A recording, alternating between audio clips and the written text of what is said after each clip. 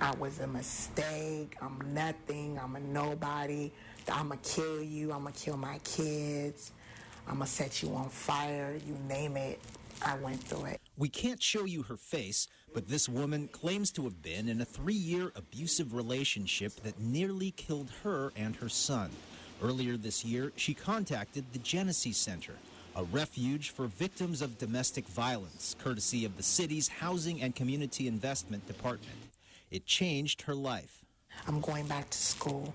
I'm dressing better. I tell me every day, I kiss myself, you're beautiful. Safe havens like this one are part of the city's domestic violence shelter operations. They provide a sanctuary for victims of domestic violence and their families, usually for up to 90 days, while offering support services such as legal and psychological counseling. Domestic violence classes, parenting classes, anger management, mommy and me, life skills. Each department sits down individually and we come together as a team and we strategically put a plan in place. That plan devised in the cozy confines of Genesee's drop-in center, where staff provide computers, also contacts regarding education and job placement. Staffers say many people stay in abusive relationships for financial stability. Genesee helps victims to become independent. The anonymous woman in our story lives in supportive housing, but is also enrolled in technical college pursuing a career in healthcare. She is learning. She's learning activities that will help sustain herself and her family going forward. And she has a message for others in abusive relationships. Get out. Don't wait until it's too late. You're here today, but you could be gone tomorrow. There is help. At the Genesee Center, Gil Reyes for LA This Week. Victims of domestic violence can call the Genesee Center 24-hour hotline at 1-800-479-7328. In addition to bringing awareness about domestic violence, the city is also sounding the alarm on elder abuse, an all too often hidden crime. Gil Reyes continues on some of the warning signs of elder abuse. Someone you know, someone you love, may be suffering in silence. Take time to notice him or her. Do you notice a bruise, strange marks on their body? If so, don't be afraid to ask why. Sometimes the signs are subtle. So the importance of much of what we're talking about is raising community awareness to ask further questions. The city of Los Angeles receives $1.6 million in grants to battle elder abuse. This can be physical or verbal aggression, also neglect and exploitation of seniors. Grant money from the Department of Justice and Verizon will help train LAPD officers to notice the signs. Many times signals of this are isolation, the individual being pulled apart and told or kept away from people that they would normally interact with, social activities. Authorities say abusers are oftentimes trusted caregivers or family members. They also say elder abuse is underreported. Just 100 cases filed last year by the LA City Attorney's Office compared to 11,000 domestic violence cases. Local leaders believe many more victims are out there.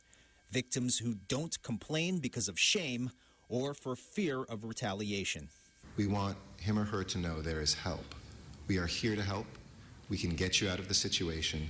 We can ensure this never happens again. But this will oftentimes involve the public's help in seeing the signs first.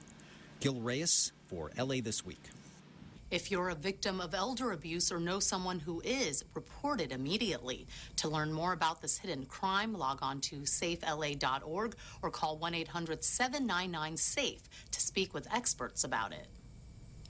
It's hard enough to find a parking spot in the city, but when you do, you still have to try to decipher convoluted parking signs. But a plan is in the works to make those signs more motorist-friendly. Yana Kay explains. You know, it's like right now, no parking that way.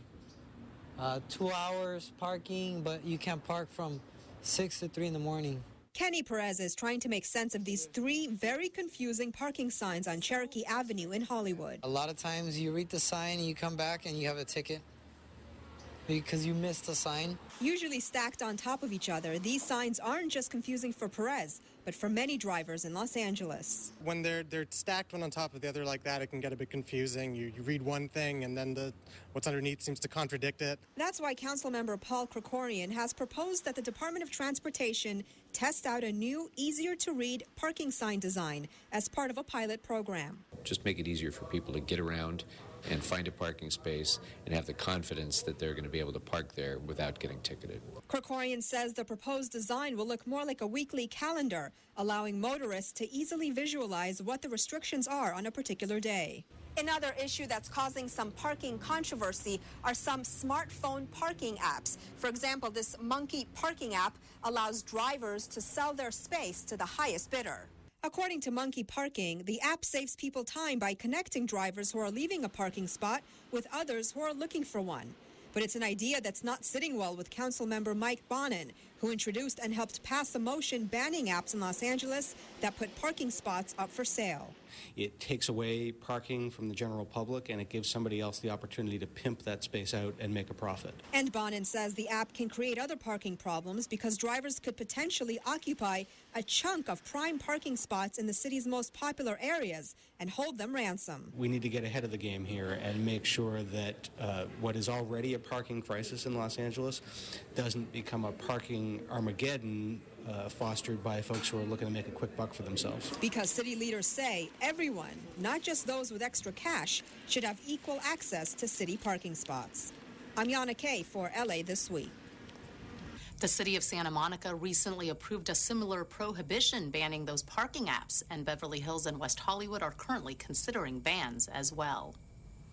Los Angeles is changing its reputation as an urban jungle, one tree at a time, or in the case of the Eagle Rock community, 272 trees at a time.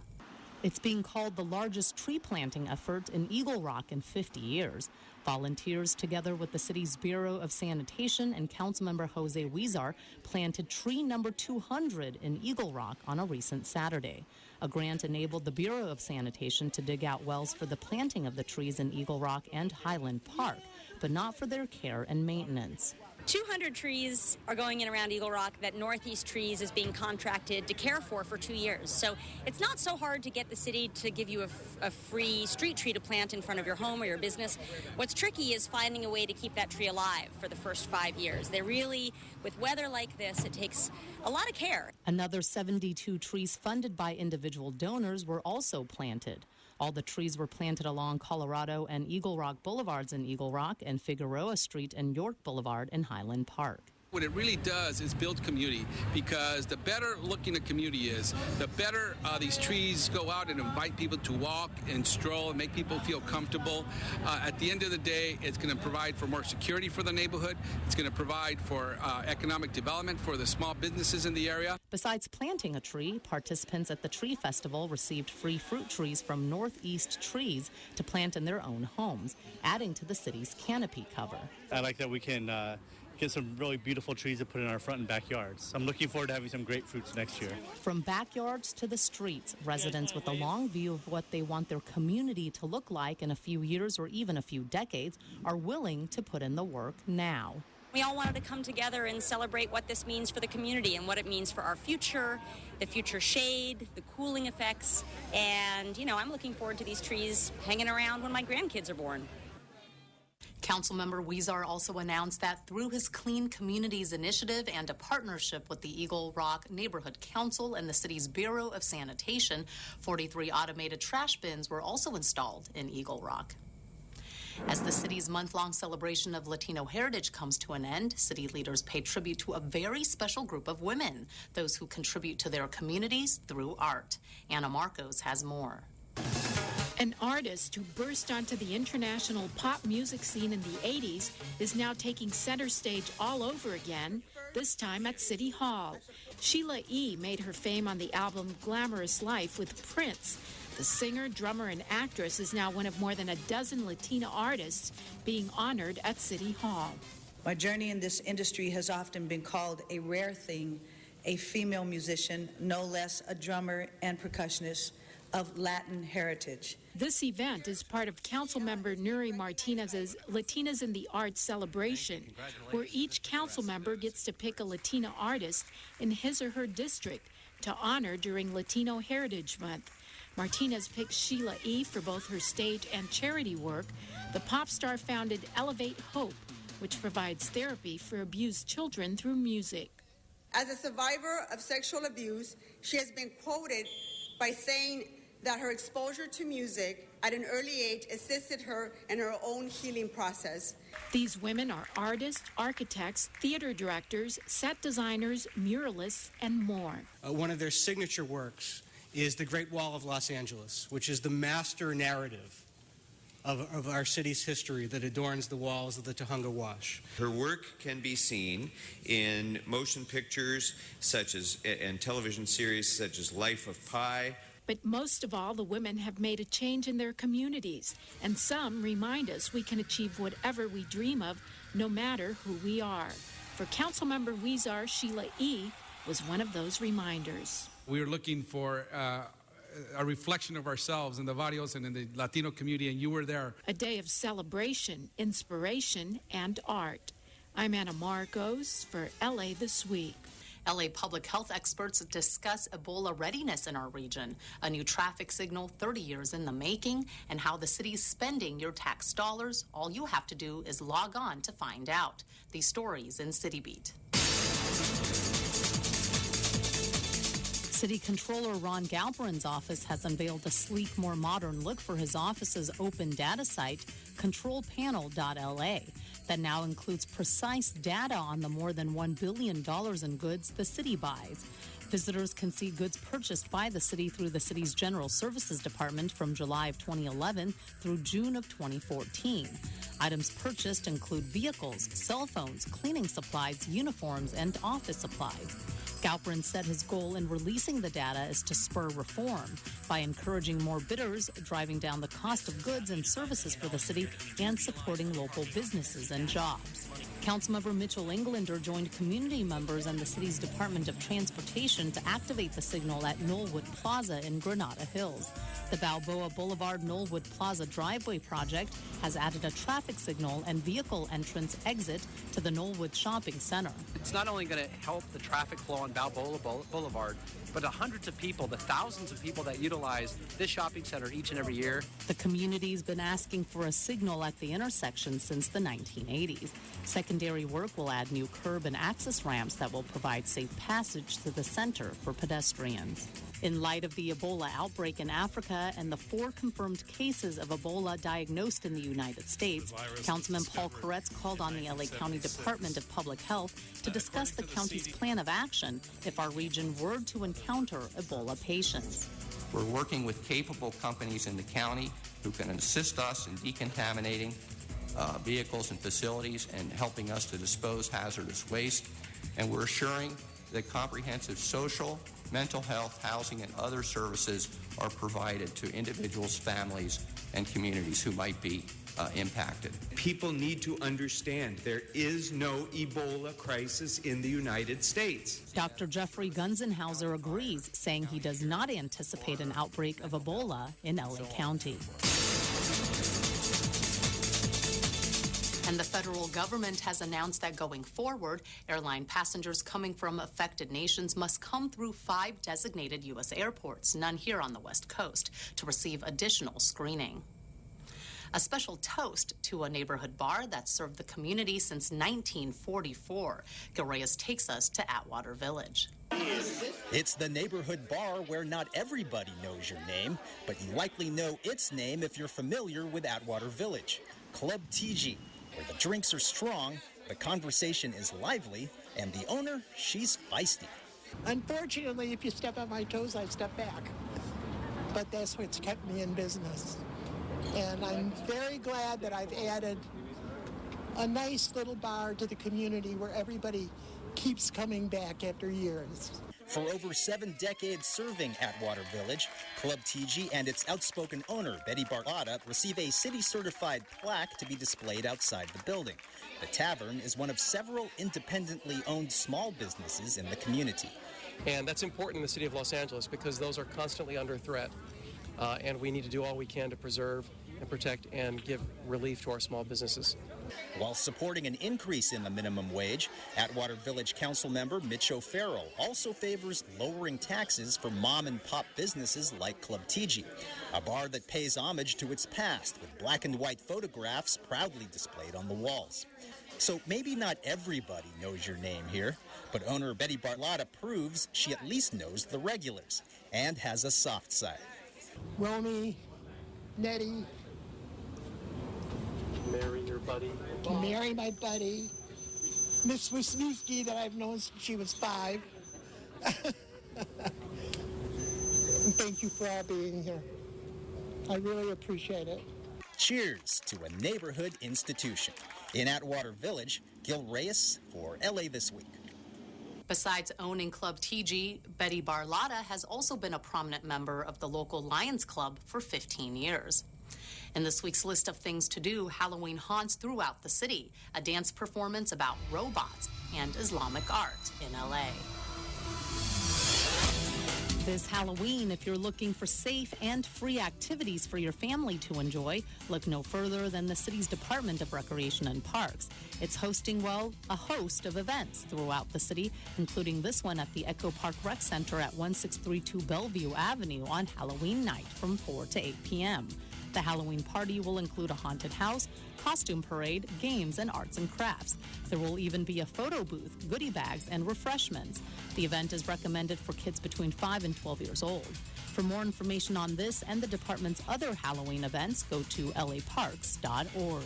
The city's Department of Cultural Affairs is collaborating with nearly 30 cultural institutions throughout Southern California, including the Getty, CalArts, and Red Cat, to showcase art from multiple Islamic regions.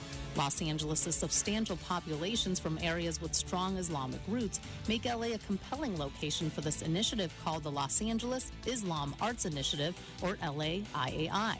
Anchoring LAIAI are 2 exhibitions on view at the Los Angeles Municipal Art Gallery at Barnsdall Park from October 26th through December 28th. The Los Angeles Municipal Art Gallery is located at 4800 Hollywood Boulevard. Admission is free. For hours and other information, go to lamag.org.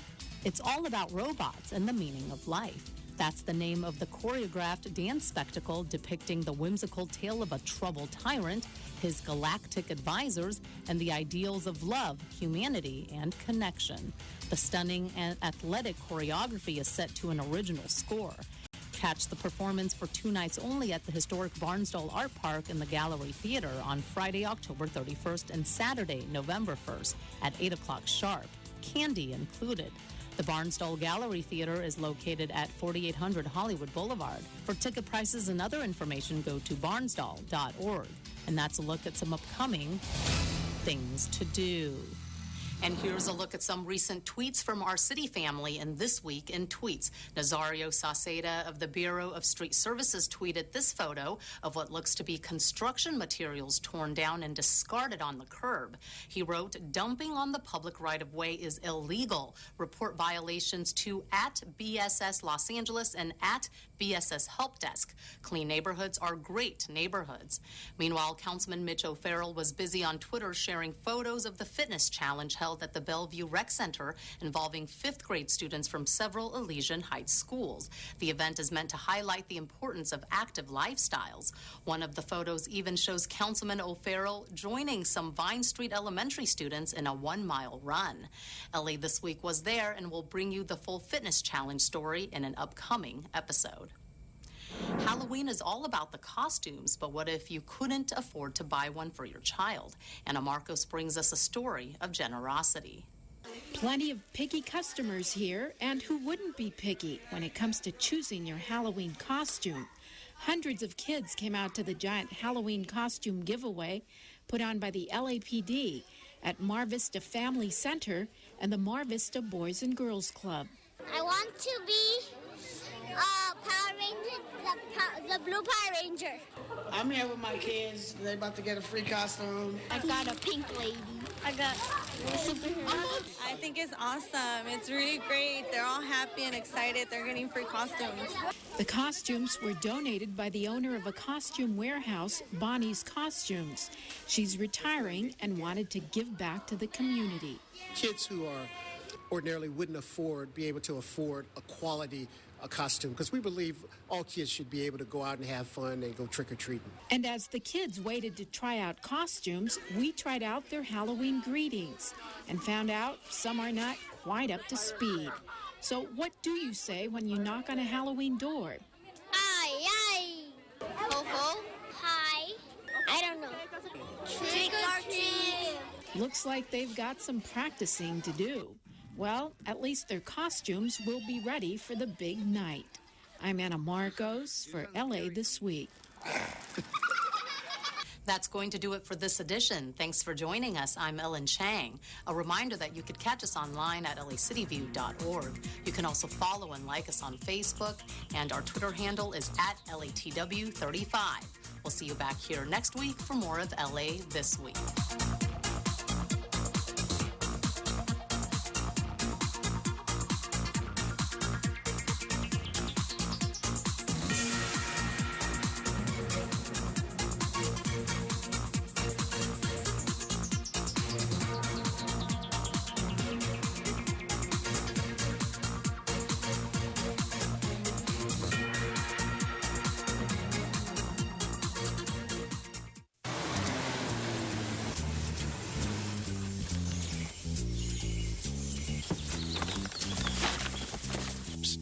Hey, buddy! You with the stupid hat. Come here. Closer. No parking! Do you know what happens when you park illegally on these narrow hillside streets? You block the street so emergency vehicles can't pass. Each year, homes are destroyed and lives are lost because of drivers like you who park illegally. And you know what else? You can get a citation. And you can be towed. Help us get to the emergency. The life we save just might be yours. How'd you know? The ball called. Hey, look out for the pothole.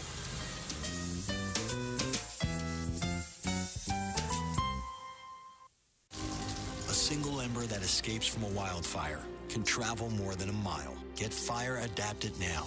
Learn simple steps at fireadapted.org.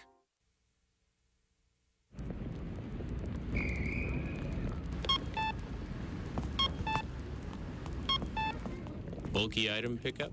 Call 311, the toll-free number for non-emergency services. 311.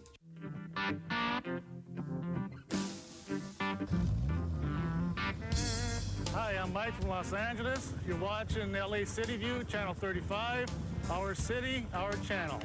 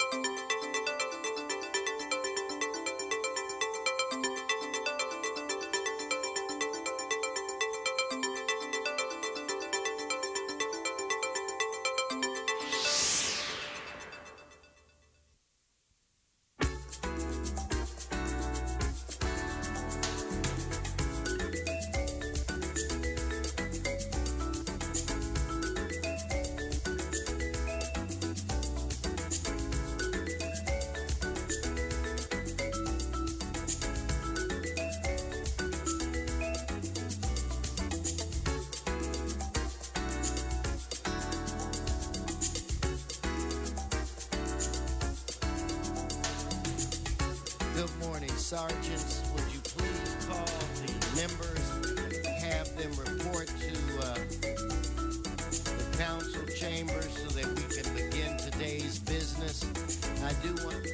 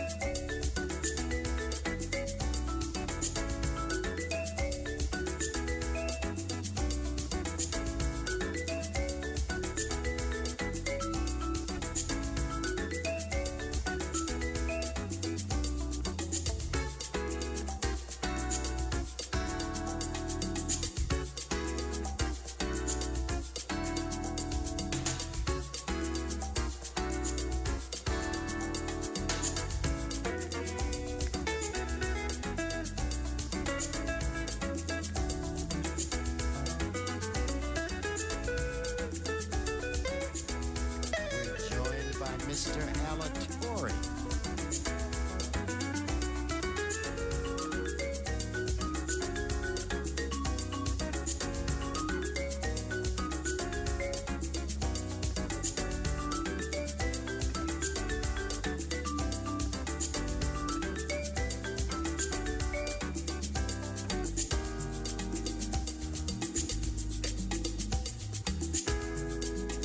Richard? Mr. Alatorre, I'm sure Mr. Bloomingfield would allow you to sit in his chair if you wanted a flashback. And then maybe we can get Seth to sit over here, and then I'll...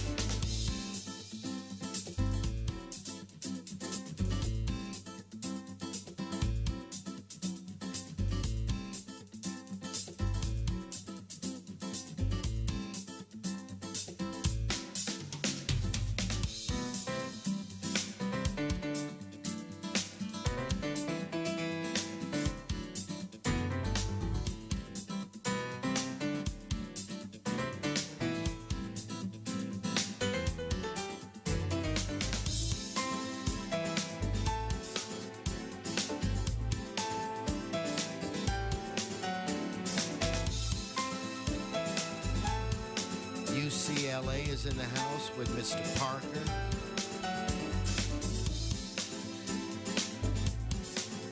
Sergeants, I need one more member.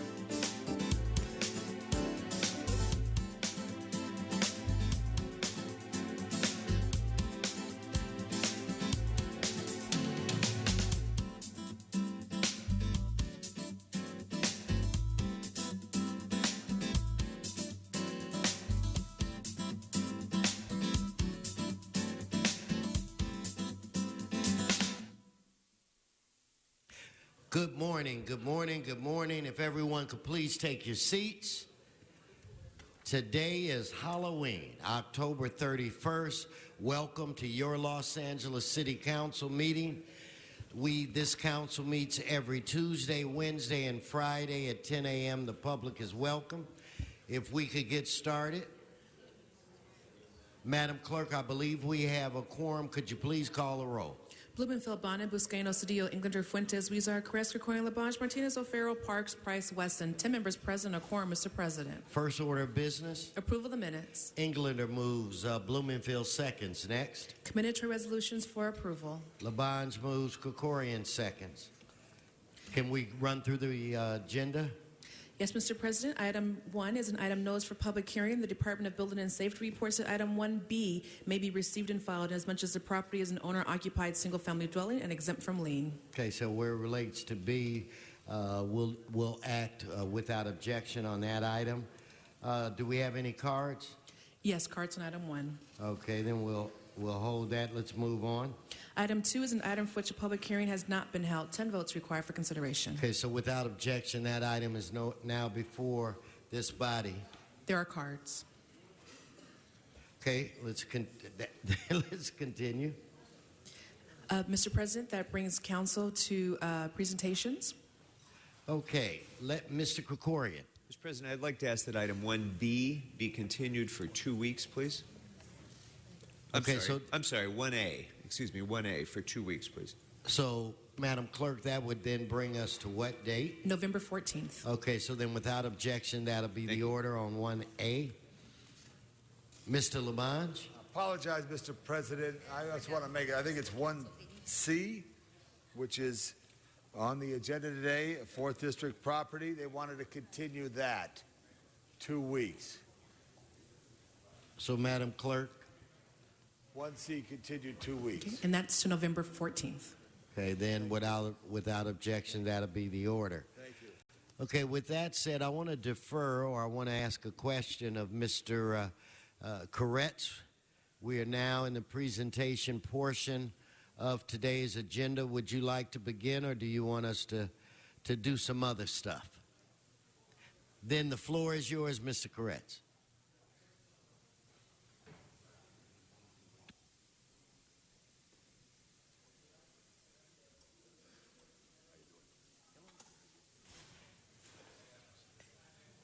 I think you should start, Mr. Koretz, and when the mayor comes, we'll stick him into our program.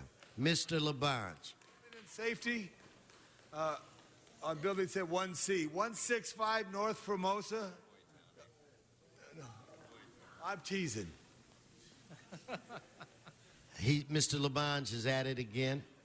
Okay, at this point in time, members, if I could have your attention, Mr. Koretz, for a very important presentation. Well, thank you, Mr. President. Good morning, everyone. Today we celebrate one of the greatest public servants and leaders in the history of Los Angeles. And it's my special honor to welcome Los Angeles County Supervisor Zev Yaroslavsky and his marvelous wife, Barbara, back to our City Council chamber. Yeah.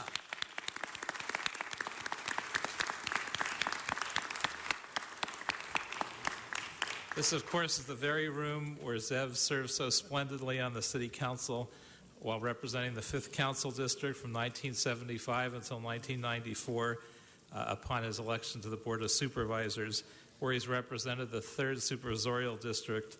And now that in his 5th and final term on that board is coming to a close, his legacy of leadership and service will last and will inspire as long as we have a Los Angeles that cares about its people and its communities. So today is a day to talk about his magnificent record of accomplishments. But first I want to acknowledge, while this is Zev's day, that his wife Barbara is also treasured for her incredible community leadership, her work with nonprofits and boards and kinds of things.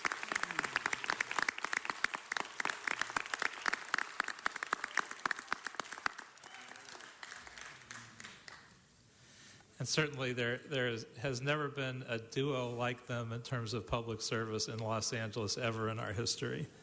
Zev has also had an incredible, impressive group of loyal and able staffers who have made lasting contributions to our city and our county. And we are joined, I believe, by 5 of those staffers. And I want to introduce each one and ask each person to stand when I mention their name.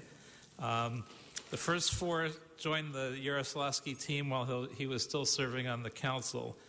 First of all, Elisa Katz, Zev's chief deputy, who began working.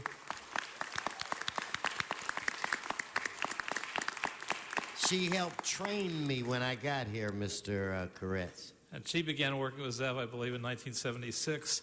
Maria Chong Castillo is Zev's assistant chief deputy. Yay! And she's been a member of Zev's staff since 1975. Liz Rangel, Zev's executive secretary, joined his staff in 1977. Vivian Riscalvo is Zev's transportation and education deputy. And she joined in 1989. And the 5th person, the comparative newbie, Zev's press deputy and also a stellar journalist, Joel Bellman, became a member of the team only 20 years ago. So he's the recent arrival. So let's give them all a big hand, and by implication, all of Zev's staff members, past and present.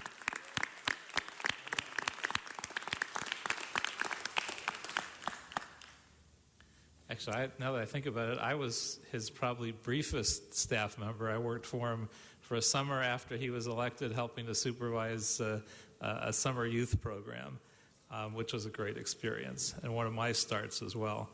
Now, I've known Zev for a little while.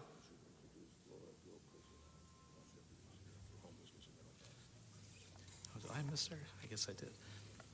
Oh, I missed one. I apologize. Flora Gil-Krisiloff, who works on homeless issues and a number of other issues.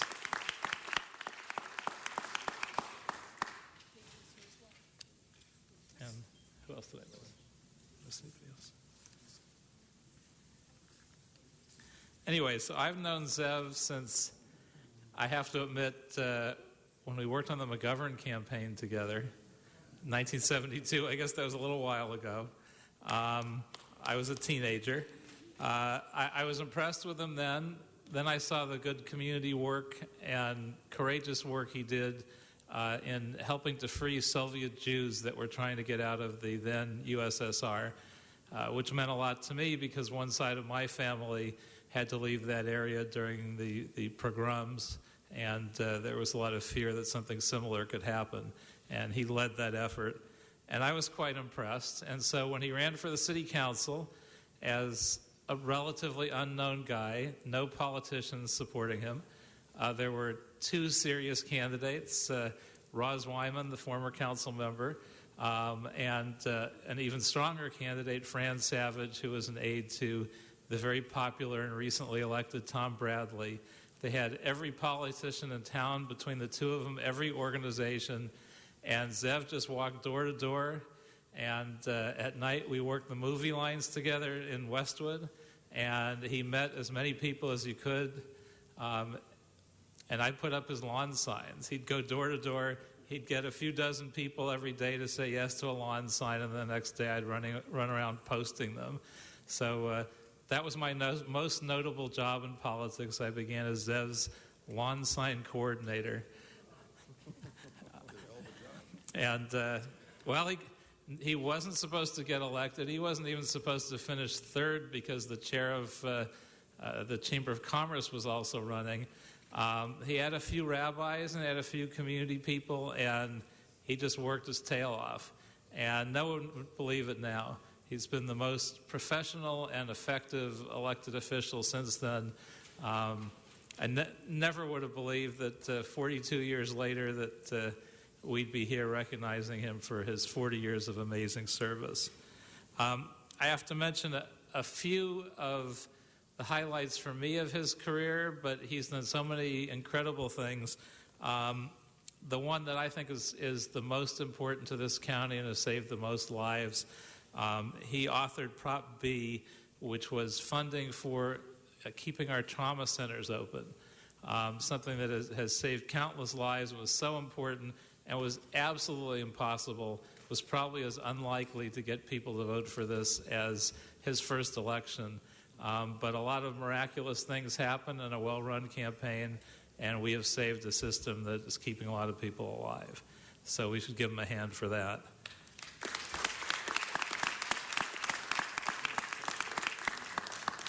He's been incredibly effective in transportation. The Orange Line really happened because he pushed it. It was supposed to carry a couple thousand people a day, and it is carrying tens of thousands of people. It is so crowded they have to figure out what to do, which is a problem no one ever anticipated. He's also one of the major leaders that has made the Expo line happen, soon to open, and soon to help solve a big chunk of the traffic problem on the way to Santa Monica. It was supposed to carry, I believe, around 25,000 people when it was finished. It's really not really going to its destinations. It's almost I wouldn't say a transit system to nowhere, but it's not hitting its big spots, and it's already bringing in over 30,000 riders a day. So that is an amazing achievement as well.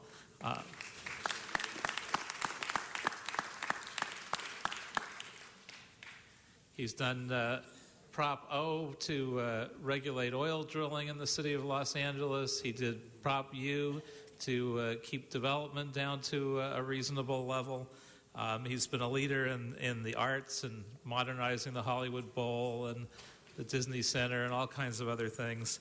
I could go on, but I shouldn't, because there are a lot of other people that want to say things. So I don't know if our mayor has arrived. Oh, there he is. On cue. Mayor Garcetti is here, and so we'd like to ask him to say a few words. All right. Welcome, Mr. Mayor. Thank you. Thank you very much, Mr. President, council members. It's great to be back home here in the council chambers, and thank you so much for having me here today. And thank you to Paul Koretz for leading the 147th tribute to Zev Yaroslavsky in the last 2 weeks. And we come here not to praise him today, but to bury him. Let's be clear.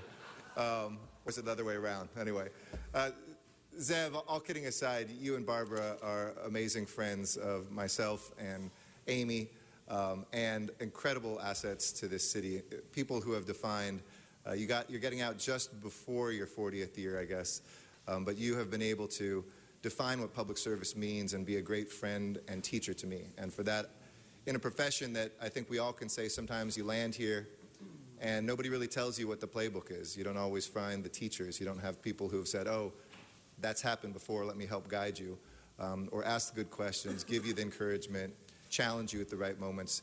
You have really made me a better public servant, and I appreciate that friendship that you have given me over the years we have served together.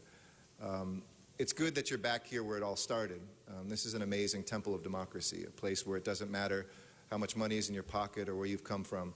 You can speak here at the same place that the mayor of the city can, and we're on equal footing. And the work that you did, which trained you in this side of things, really was a mirror of the activism you brought long before that. And there's no better storyteller in Los Angeles than Zev Yaroslavsky, whether it's, and Joe Buscaino should know this history, whether it's the boats he used to rent and then go attack the Russian freighters that were coming into the port because of what he was doing for Soviet Jews, whether it was some of the things that he has done around the world to monitor elections in multiple continents. He has really been the gold standard of what service to a city, to a county, to a state, nation, and world means. And he couldn't have done any of that without Barbara by his side. And I want to thank Barbara for her incredible presence in this city as well. Zev really, when it boils down, taught me two important things. One, it was my first year on the job. It was in the great Council District 13, Mr. O'Farrell, when we were right out there at the Kaiser groundbreaking, and they gave us all hard hats to put on for the photo op. And he said, never wear a hard hat at a photo op. And that was the best advice I've ever gotten politically to date. You remember Michael Dukakis in a tank? I've never had a hard hat picture at a groundbreaking. And then second, he gave me the best quote, which he stole from somebody else, because we're all a bunch of rhetorical thieves around here. that whenever you're not the first speaker, like today, you just step up and say everything that needs to be said hasn't been said. Everything that needs to be said has been said, but it hasn't been said by everybody, which is from Winston Churchill. So that's why I'm here today. So you get to speak fifth, repeat what everybody else has said. So congratulations on the Orange Line, on Disney Hall, on the 405, on balancing budgets. One of my favorite stories, too, is Mayor Bradley, after Zev was sworn in at 26, the youngest member of the city council at the time, and second or third ever? Third ever. Mayor Tom Bradley joked, "Congratulations, you're now part of the establishment." And Zev quipped back, "Yes, but the establishment is not part of me." And for 39 years, you have proven that.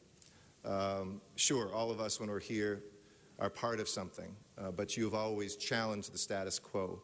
You've never accepted that democracy means that people don't have a voice, or that because things are headed one way, or that even ourselves can't change over time to decide what we want to move in a city. So it is my great pleasure, one of the powers that I hold together with the City Council, to declare Zev Yaroslavsky Day in the city of Los Angeles. You worked 39 years and you finally got your day here in the city of LA. Don't leave the city limits today, but it is a very, very proud day to be able to say happy Zev Yaroslavsky Day in the city of Los Angeles, and thank you, Zev, for your friendship, your service, and everything else you've done.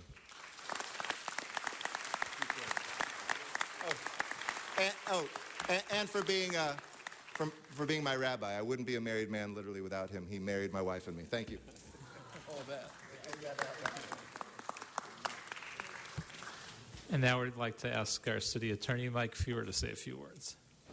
Welcome, Michael. Thank you, Mr. President. Thank you, Paul.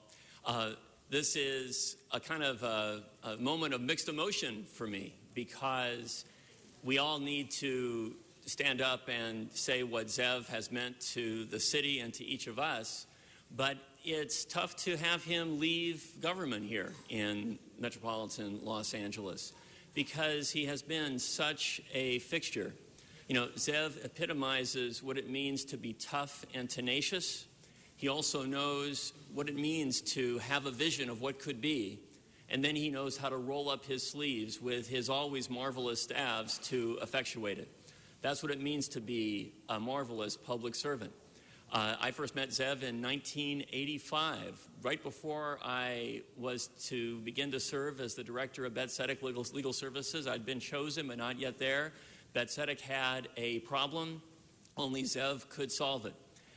And he did then, as he has for so many in this city and this county for so many years. I just want to mention a couple of quick stories, because, you know, I had the very challenging problem of having to succeed Zev as the 5th District City Council member. After 20 years of leadership, where constituents of that district had come to expect only the top quality service of a seasoned professional who got things done day in and day out, I had to follow that. And it was always going to be a challenge, because following Zev is no easy matter. But Zev took every effort to assure that that transition was as smooth and effective as possible, and was, as Eric said to him, a mentor to me.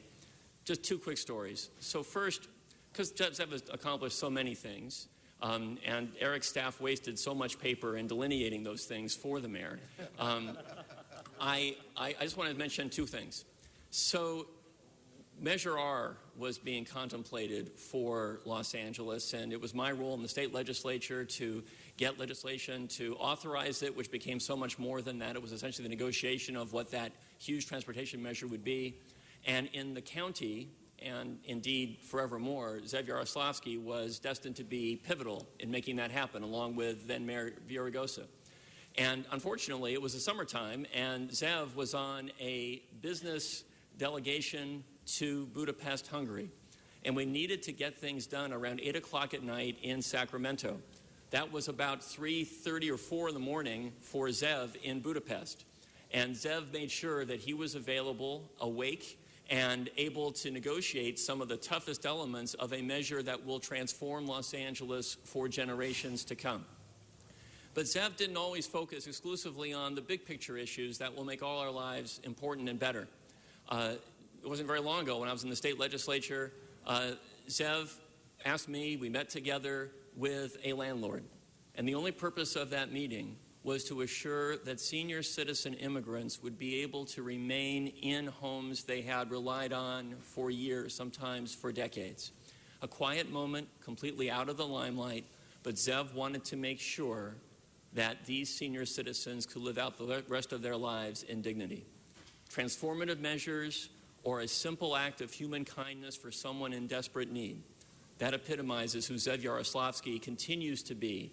And Zev, you're a public servant all of us aspire one day to just be a smidgen of. So congratulations on marvelous tenure. Look forward to many terrific things to come.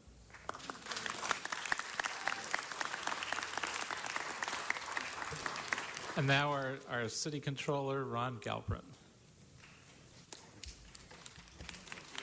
Oh, thanks. Good morning. It's an honor to be here to honor Zev and your decades of public service. Now, I've always believed a person's name can tell us a lot about who they are, and Zev's name does indeed do so. For those of you who may not know, the name Zev is a Hebrew name, which means wolf, and it would seem his parents chose his name well. Now, in the Bible, Zev is associated with the tribe of Benjamin and described as mighty and fearless, and we know Zev to be those things. Wolves are also shrewd and strategic. We've witnessed the gears of Zev's mind turning as he gets things done. Wolves survive in the most inhospitable of environments. Well, he's been both at the LA City Council and the Board of Supervisors, so we know that's a fact. Wolves are gruff, but fiercely loyal and protective of their packs. You don't want to be at odds with Zev, but you'll never have a more protective ally. Now, do not get on the wrong side of the wolf, or you might get torn apart. And anybody who's seen him in action knows that he can do that for something that he fiercely and passionately believes in. And the wolf alpha male pairs with the alpha female. Together, they create a power couple.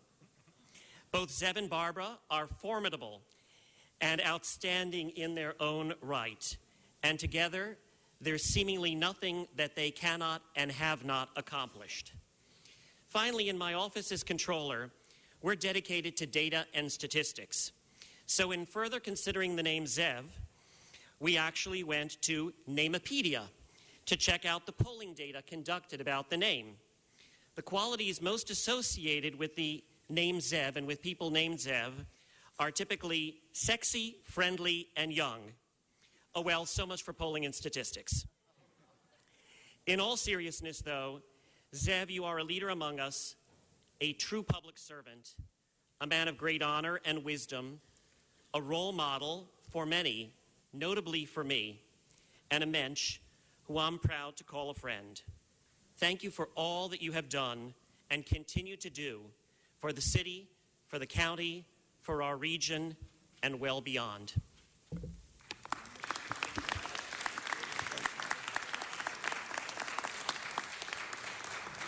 And early in Zev's career, he was known as the Wolf of Westwood, so that was actually very on target. Next, I'd like to ask our colleague, Bob Blumenfield, to speak. Now, that Winston Churchill quote that I've heard you say that the mayor mentioned, I think it's particularly appropriate after 6 or 7 people here. It hasn't been said by everyone, but I want to just add my voice to it. I've got a long list of all of your accomplishments, and I won't go into all of those because we've been talking about them. Although we didn't talk enough about some of the art stuff that we talked about yesterday at an event. When you think about Zev's influence, whether it was the Walt Disney Center or the Valley Performing Arts Center or the Greek Theater, he has had just a tremendous footprint, really on everything in Los Angeles. When you look out, whether it's transportation, healthcare, you name it. Now, I haven't known Zev as long as some of the other folks here who were talking about 40 years. I think it's only been 20 years. I think I met you first right after the earthquake, and I was working for Howard Berman, but I really got to see Zev in action when I was working for the Santa Monica Mountains Conservancy. And Zev was the go-to guy for virtually everything. And just, I can honestly say we would not have half the open space we have right now in the greater area of Los Angeles if it were not for Zev Yaroslavsky, and that is a very important accomplishment that will live on for generations and generations. So I am personally, and the environment, and future generations are just deeply appreciative to you for that, and to Barbara and to your team. I mean, you have one of the best teams out there, and you've just done so much. Got to know you in the assembly when I first started to run. We had a nice meeting, and you basically sat me down as a friend or a mentor and told me about your original races and how you knocked on every door, and you made sure that if I was going to be doing this, that I needed to make sure that I was out there knocking on every single door and never forgot the basics of politics, which is it's about people and it's about community. And you've never forgotten the basics of politics, and the stories of how you got started certainly speak to that. So you've been canonized all for a very long time. I won't go on, but there is a former colleague of mine and a former council member who was the same age as you when he started asked me to put in a pitch for him and to give you something that he put together. And this is from former council president Alex Padilla. He asked that I give this to you, so I want to fulfill that duty, and you've certainly earned this and so much more. So please accept this, and please accept my gratitude for all that you've done, and your friendship, your mentorship, and it means the world, and we look forward to working with you for many years to come as you tell us what to do. So thank you.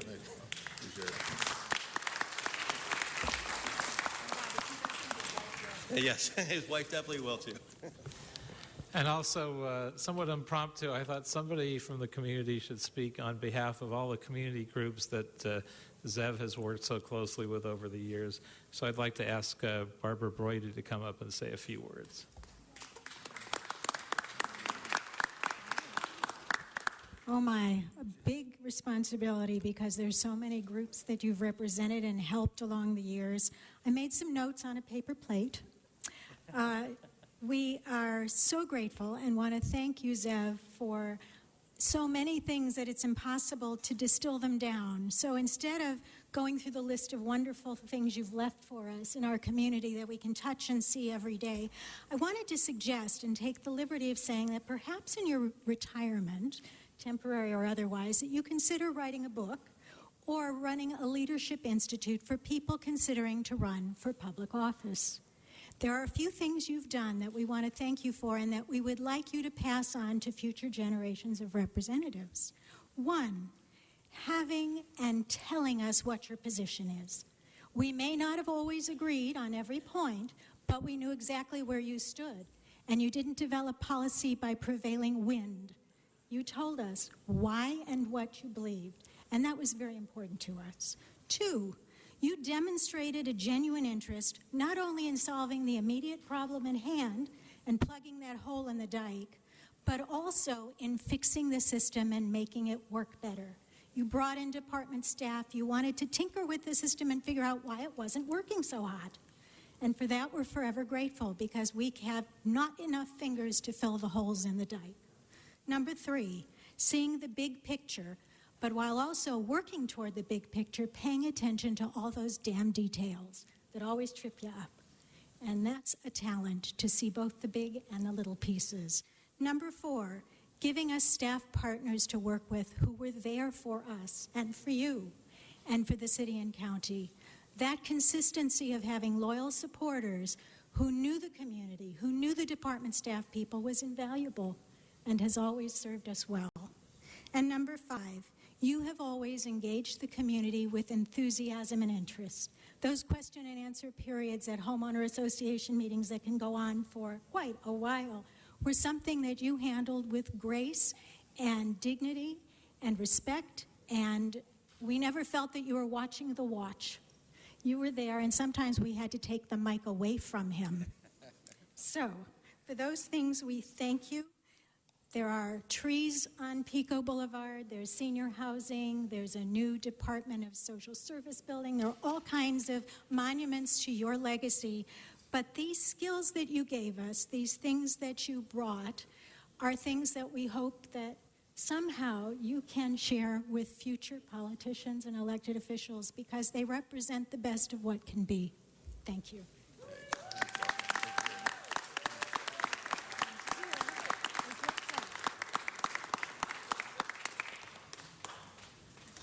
Now, Mr. President, I suspect there may be some colleagues that want to say something. And you are absolutely correct. There are several members that would like to say something about the wolf. So starting with Mr. Bonin, the floor is yours, sir. Thank you, Mr. President. Thank you, Mr. Koretz, for doing this. Welcome, Barbara, and the entire staff, especially Flora.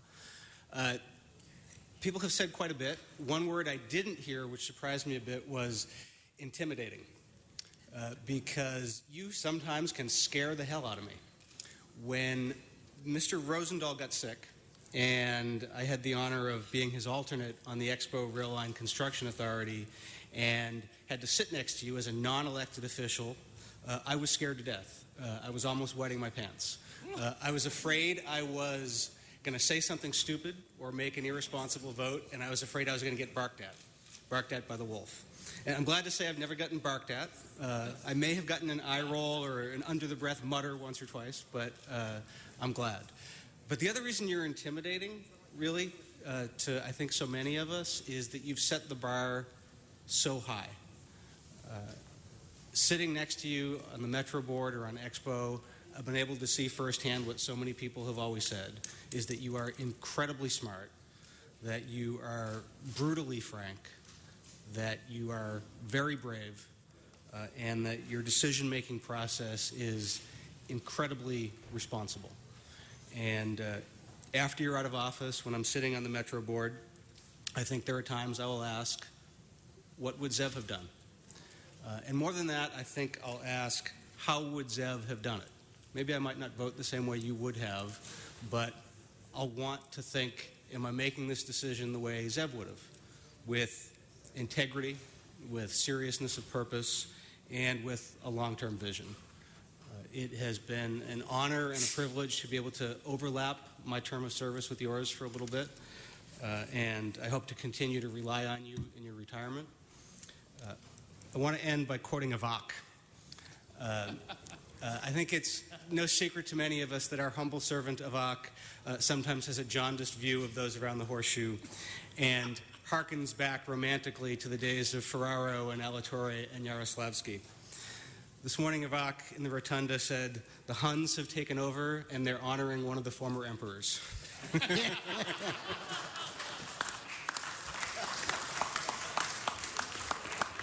Mr. Englander. Hey, thank you, Mr. President. Zev. You know, as long as we're practicing rhetorical thievery, I'll be sincere, I'll be brief, and I'll be seated. Roosevelt. Okay, so with that, the year was 1975, and we both started a path together at the same time. Both going to a new facility, a new building with new faces, with new rules, learning that structure, finding the bathrooms. Mine was kindergarten. Yours was here in City Hall. Over the last 40 years, I've learned a lot from you, from watching you, from listening, from speaking to you, from having one-on-one conversations and hearing you give public sermons. One of the things you've always talked about, and you've raised the bar to where it should be, not higher than it should be, where it needs to be, about ethics and honesty and transparency and doing the right thing and having the courage to follow through with that each and every time, no matter what. And that the office that you hold and the responsibility that you take so seriously is for the people. And you've always talked about that very articulately, and you've proven it and you've practiced it. And I thank you for that. There's a couple things that weren't mentioned that I'd also like to thank you for. I want to thank you for the bakery prices in 1977, that if you walk into a bakery now, it has to list the prices. That was one of the things you did here in the City Council. Thank you for that. I also want to thank you for the fact that you had a chokehold here on the city, and you relieved that. It was actually Zev Yaroslavsky that got LAPD to stop having a chokehold policy and use less than lethal force than chokehold, and consider that a lethal force. But you've done a lot of other things, and in the Valley, I want to recognize you've been recognized for the Orange Line, and certainly for all the things you've done in the arts, in public safety and transportation and the environment. But you also stepped up to help the Valley Performing Arts Center as the seed money to grow what's become the jewel of the San Fernando Valley in my district that overlaps yours as well. And I thank you for everything that you've done, and to Barbara as well. God bless you. Thank you. Thank you. Mr. Krikorian. Thank you very much, Mr. President. I don't know how it's possible to be brief in talking about Zev Yaroslavsky, so I'm not going to try to claim that I'm going to be brief, but I will do my best. We've talked a great deal of the things that Zev has done, and that list is long.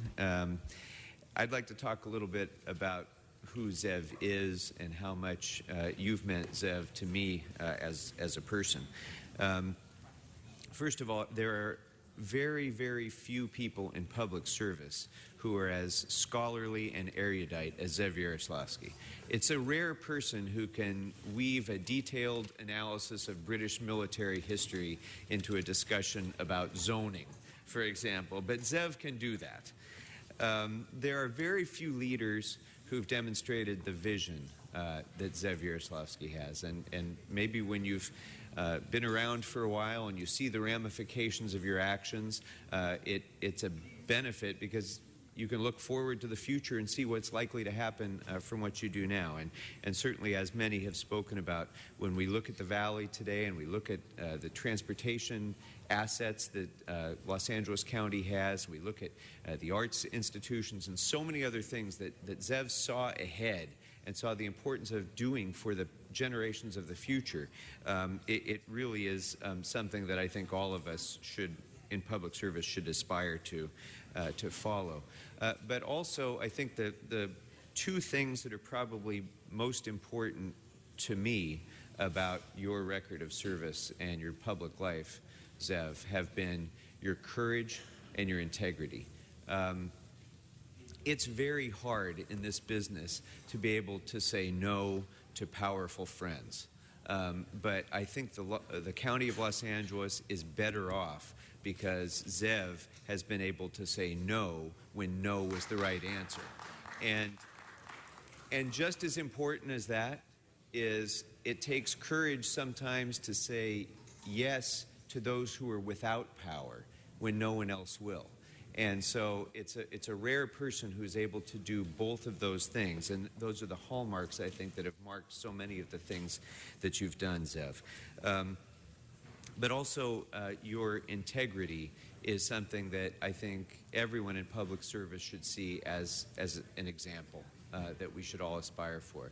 It's almost impossible to imagine spending 40 years in the public eye, 40 years in public service, and never really having even a whiff of a legitimate criticism or accusation with regard to anything you've done. It's absolutely an amazing record that in everything that you've done, your integrity, your honesty, your commitment to the public good has been without question throughout that career. And it's really something, again, that those are the characteristics, I think, that will continue to make a role model for many of us who are here in this horseshoe and who are in public service at every level of government. Now, we don't know what's going to happen after you leave. We don't know who your successor is going to be.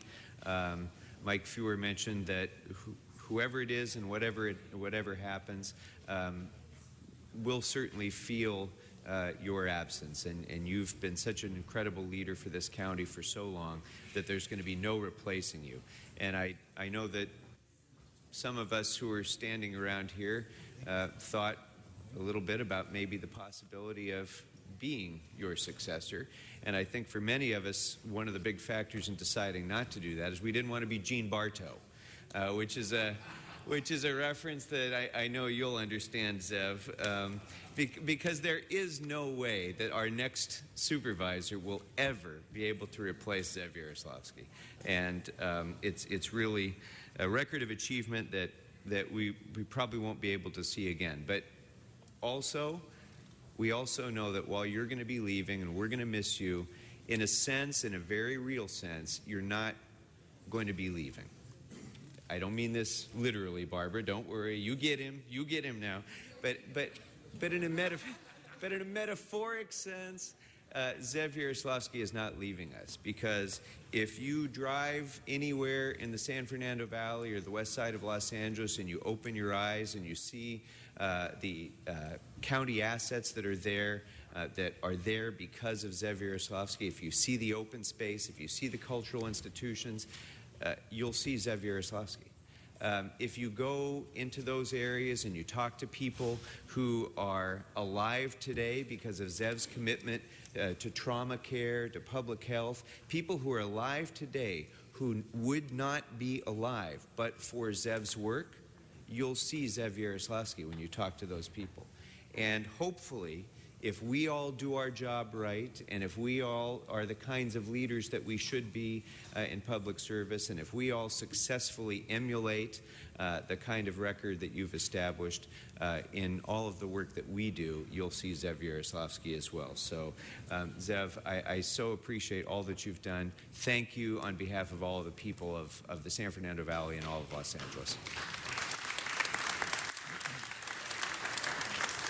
Thank you, Mr. Krikorian. And I was a little frightened to call on Mr. Krikorian because he's been on a tear lately, and obviously you have calmed him. And it's an inside joke that many of us get, but just your presence has made him mellow. So I appreciate that. Mr. Fuentes. Thank you, Mr. President. Speaking of being mellow and soothing and having folks who sort of make you feel good, thank you, Barbara. Sorry, Zev. Barbara, you've been a tremendous sort of inspiration to a lot of us because you do what you do, and then you've got to partner with somebody like Mr. Zev Yaroslavsky, which can't be easy. But I want to say that because my wife is in the same position. I'm truly inspired, Zev, by your leadership and have been for a long time. And I think that Mr. Krikorian best said it, that there's absolutely no way to be brief about your accomplishments. There just certainly isn't a way to do that, colleagues. So rather than try to talk about the things that you've done, because they're too numerous, I want to talk about some things that I think have impressed upon me the most about your style of leadership. I think it's ironic, not because it's Halloween, but I think it's ironic that you're here today because this council is going to ratify a plan to try to figure out how to engage the community more in our civic discourse. And to me, that's sort of an interesting thing. And it's not to sort of comment on the plan that we'll be voting on today because I'm not going to violate the Brown Act. But it's really interesting because there are all sorts of gimmicks and schemes and ideas, and some are good, some are bad, to try to engage people to participate more. But I think if we all just did a little bit that you've done, which is to say engage the community, as the representative from the community earlier said, be fair, be honest, be transparent, talk about what it is that you can support and what it is that you can't, the discourse would get so much better in Los Angeles. And so if we could just do a little bit more of that, I think we'd have a very engaged electorate. And so that's been terribly inspirational to me. But I also want to talk about some things that you've done that I think go above and beyond what your mission has been either on the county or on the city side of things. You've brought very, very personal information about what it is to have diabetes and how that is afflicting not just yourself but the city of Los Angeles. And districts like mine in particular have the highest rates of type 2 diabetes amongst children, either number 1 or 2 in the entire state of California. And it's something that we can prevent, and it's something that we need to do. And you've done a tremendous job in helping people understand how it is that we can lead healthier lifestyles. And, you know, oftentimes it's happened to me, unfortunately, colleagues, it's embarrassing to admit, I'll say, and feel really good after a run this morning, run into Zev at an event and say, you know, I did 3 miles today. You'll say, Felipe, well, I did 5. And so to have someone of your stature and maturity tell me that you're running more than I am makes me feel inspired to do more the next day. But the other thing that I admire an awful lot about sort of what you've done is not just your leadership in the community, but the staff that you have really is a fabled group of people that work far above and beyond what it is that I think most political offices do. For better or for worse, these folks largely are political appointments in many ways. But your staff goes to a whole different level of sort of expertise and knowledge. And it's not just, with all due respect to sort of their amazing training, but it's the leader that expects that much of them that tells me an awful lot about the enterprise that you believe your constituents in this county and your residents deserve. And it's that esprit de corps that is just incredible and makes me really want to make sure that my staff is following the example of yours. And it really speaks, I think, to your leadership. So, you know, I also want to share a small story with you that I thought that I would never do. The intimidated part, Mr. Bonin, I think, is I would have preferred that to having been ripped to shreds by Zev Yaroslavsky once at a LAFCO proceeding. And it taught me a very, very valuable lesson. Never mind that there were 20 cameras and I was a hotshot deputy mayor thinking that I knew my stuff and I had the authority of the mayor of Los Angeles. Until you get the authority of the county of Los Angeles put upon you, you don't know what sort of intimidation is. But what it did is it taught me a valuable lesson clearly that day, and Fred Merkin suffered as well a little bit from that day. But what it did is it taught me that as policymakers, it's not just the presentation. It isn't just sort of having a basic knowledge of the information. You have to know your stuff. If you are going to impact the residents, if you're going to make a change for people, you have to know your stuff. And you've always been remarkable in the data. You know numbers that are incredible to me. How it is that you study, brief, the scholarly aspect that Mr. Krikorian mentioned. I don't know where you find the time, but I strive to do the same because you've been a tremendous inspiration. Now, I haven't made as much time as you have as a proud Bruin to understand the stats of UCLA, but you do that too. You know exactly what's happening with our favorite college team in town, and I know when I'm at events and there's a game on, I just need to lean into Zev, and he tells me exactly where the ball is, how many downs left, and how we're doing. So I want to say in closing that I'm absolutely appreciative for what you've done for my constituents, for my community. As a constituent of yours, it's been tremendous. You often come into the Northeast San Fernando Valley and tell all of us, and I firmly believe it because I've got moles on the west side, that you say that the Northeast San Fernando Valley is the heart and soul of your supervisorial district. Thank you so much, Zev, for your service. Thank you for being an inspiration and a real role model. And it's the very, very last thing that I'll say is that, you know, it's unfortunate for those who follow you. Sorry, Mr. Koretz, because every time that you leave a position, you're the only person that I've ever heard of that people say the bar has been set and poor person who has to try to meet it.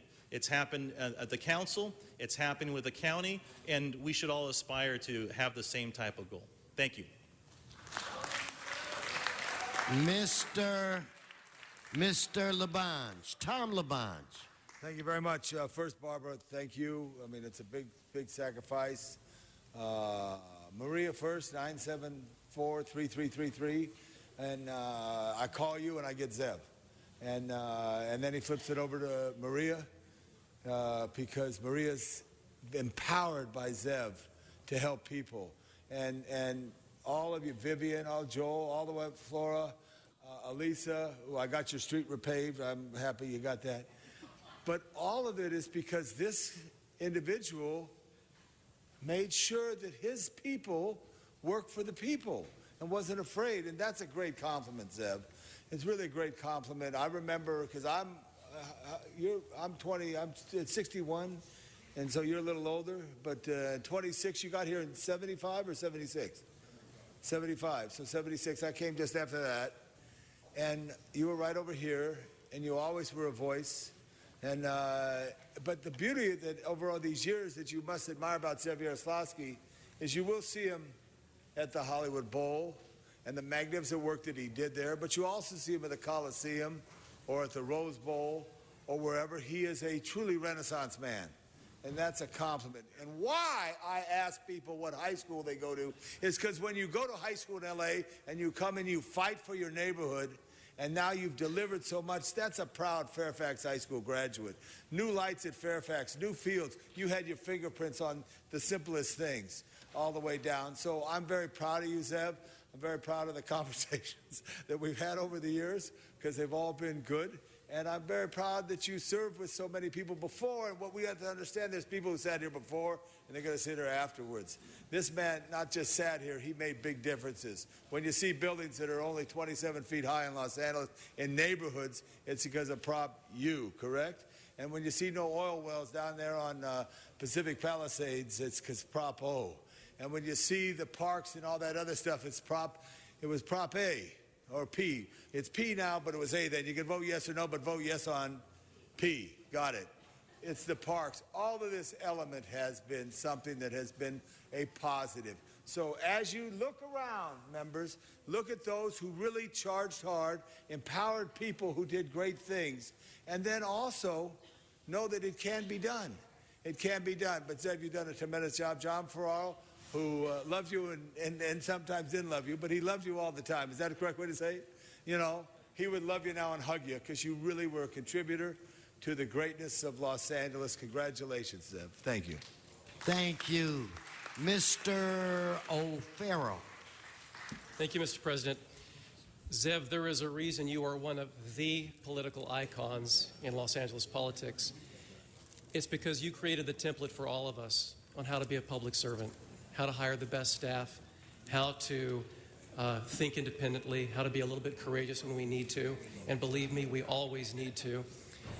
And of some of the epic accomplishments that have been mentioned around this horseshoe, there are probably 1,000 spectacular, amazing accomplishments, all the way down to the little differences you've made in 39 and a half years of public service.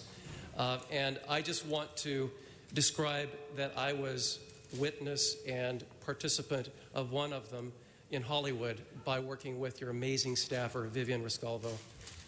Vivian and the rest of her colleagues there, that says the story of you as a success as much as you yourself, and you would recognize that. And that is, since the red line was put in, there were always issues along the Walk of Fame. And through working with Vivian, your office identified funding to remedy that situation that had been in place for some 20 years. And that helped start the renovation of the entire Hollywood Walk of Fame. That's another major legacy for the Hollywood community that no one really talks about, but it wouldn't have happened without you. So I just probably am the one who has known you the least amount of time, but I've admired your work since 1982 when I arrived in Los Angeles. And it's been an incredible pleasure and privilege to get to know you and your lovely wife Barbara over the past year or plus, year plus in my time in public office. And I just want to thank you publicly for all that you've done for this great city, for the county, and just congratulate you on creating a way forward for all of us and kind of a shining example, a beacon, if you will, that we can all look to when things get a little tough, and they do sometimes. So you provide us with that, and I personally can't thank you enough for that. There's nothing greater than to be inspired by someone else who's been in the trenches as long as you were. And I feel and I hope this isn't the last of Zev Yaroslavsky, because you're a very youthful retiree, and we still need you. So thank you, and may God bless you, your staff, your wonderful family. Thank you. Mr. Huizar. Thank you, Mr. President. And we've heard a lot about the Valley, but, Zev, Boyle Heights still claims you. Proud product of Boyle Heights, and a lot of great things have come from Boyle Heights and people like yourself as well. I just earlier today asked Barbara what's she going to do with you when you're at home now and all the hours you're going to spend there, and she said, I don't know. I'm going to be out doing my business and doing my work. But I wanted to show you something really briefly, Zev. I actually stole this from Paul Koretz's office. You see, he has this shrine of you up there. And I think from the looks of it, must have been up there since the days he was pounding those campaign signs. But you haven't changed a bit, Zev. You still look that young, charming self that you are. And I wanted just to kind of show everybody this great picture that he had when he was up there. I'm going to have to go put it back in Paul Koretz's office there, but it's a great picture of you that you haven't changed a bit, but you've kept that same energy and enthusiasm. The one short year I served on the MTA board with you, I really got a good sense of what it means to be a public servant, what it means to be thoughtful about making policy, and always relating it back to what matters, and that is the people that we serve. Thank you so much, Zev, for your contributions to the county and to the city. Thank you.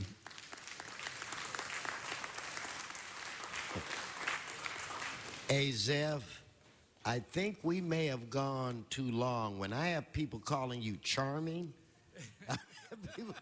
do I have people calling you charming? Ms. Martinez. Thank you, Mr. President. Zev, thank you for the San Fernando Aquatic Center. Thank you for the Orange Line. Thank you for the San Fernando Valley Family Service Center in Van Nuys. Thank you for the Rory Shaw Wetlands in Sun Valley. And what's most dear to my heart is the school-based clinics. Thank you for the school-based clinics at Monroe High School, San Fernando High School, which is currently under construction, and Sun Valley Middle School. Thank you.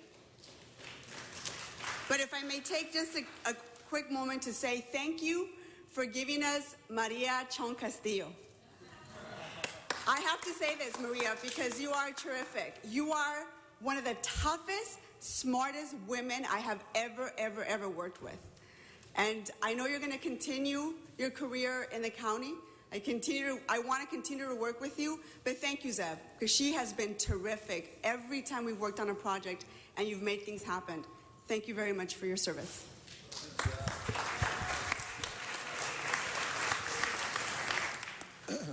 Everything that could be said has been said, except for this.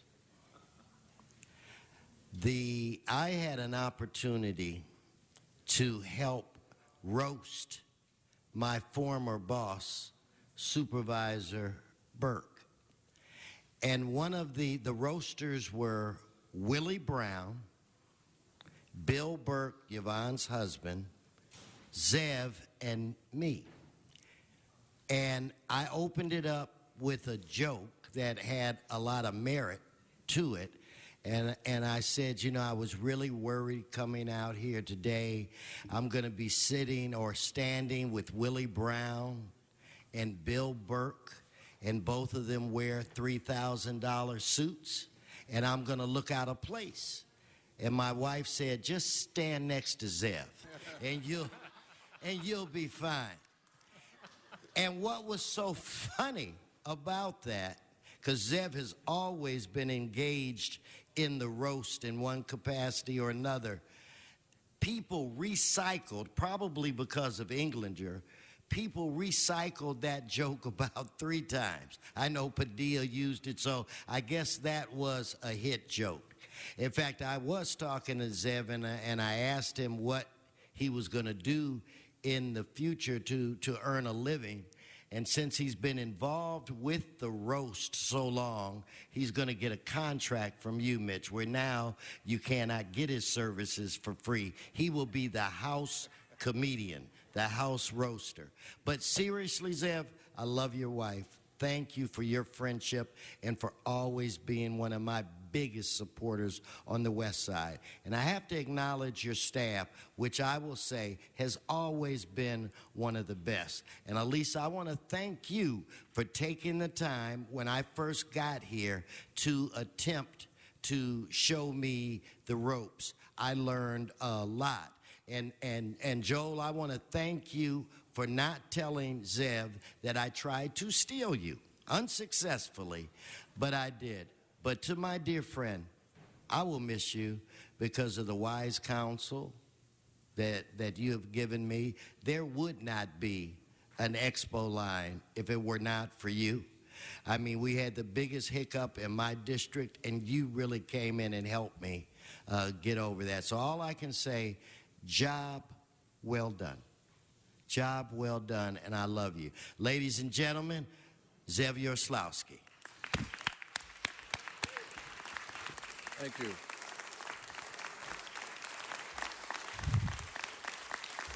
Thank you.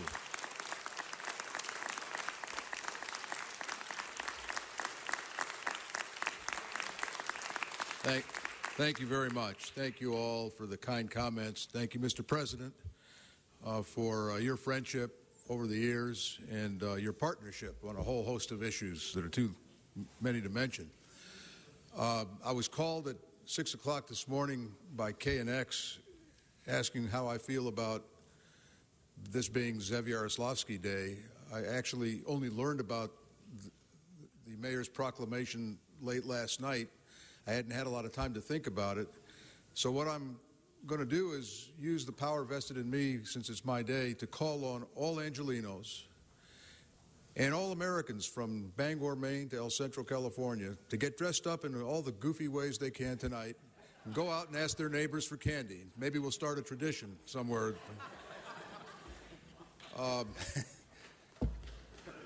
You know, I have a lot of memories. First, before I say my remarks, I want to introduce three other members of my staff who are here. Joel Sapel, who's my deputy in charge of special projects and has run our incredibly successful website, which so many people read. Lisa Mandel. Just give it up for Joe. Don't let Website guy. Don't let it go to his head. Lisa Mandel, who is my child welfare expert, among other things, welfare, and she's there. And my newest employee is Kiwan King, who hails from Seattle via San Francisco, who came to do my budget and finance work. Welcome. And you know how important that is, the financial things are to me, and the reputation that I have. It has nothing to do with me. It has to do with the people who are behind me. And Kiwan has certainly stepped in to fill that breach in the last 15 months. And David Colgan, I understand, is here. David Colgan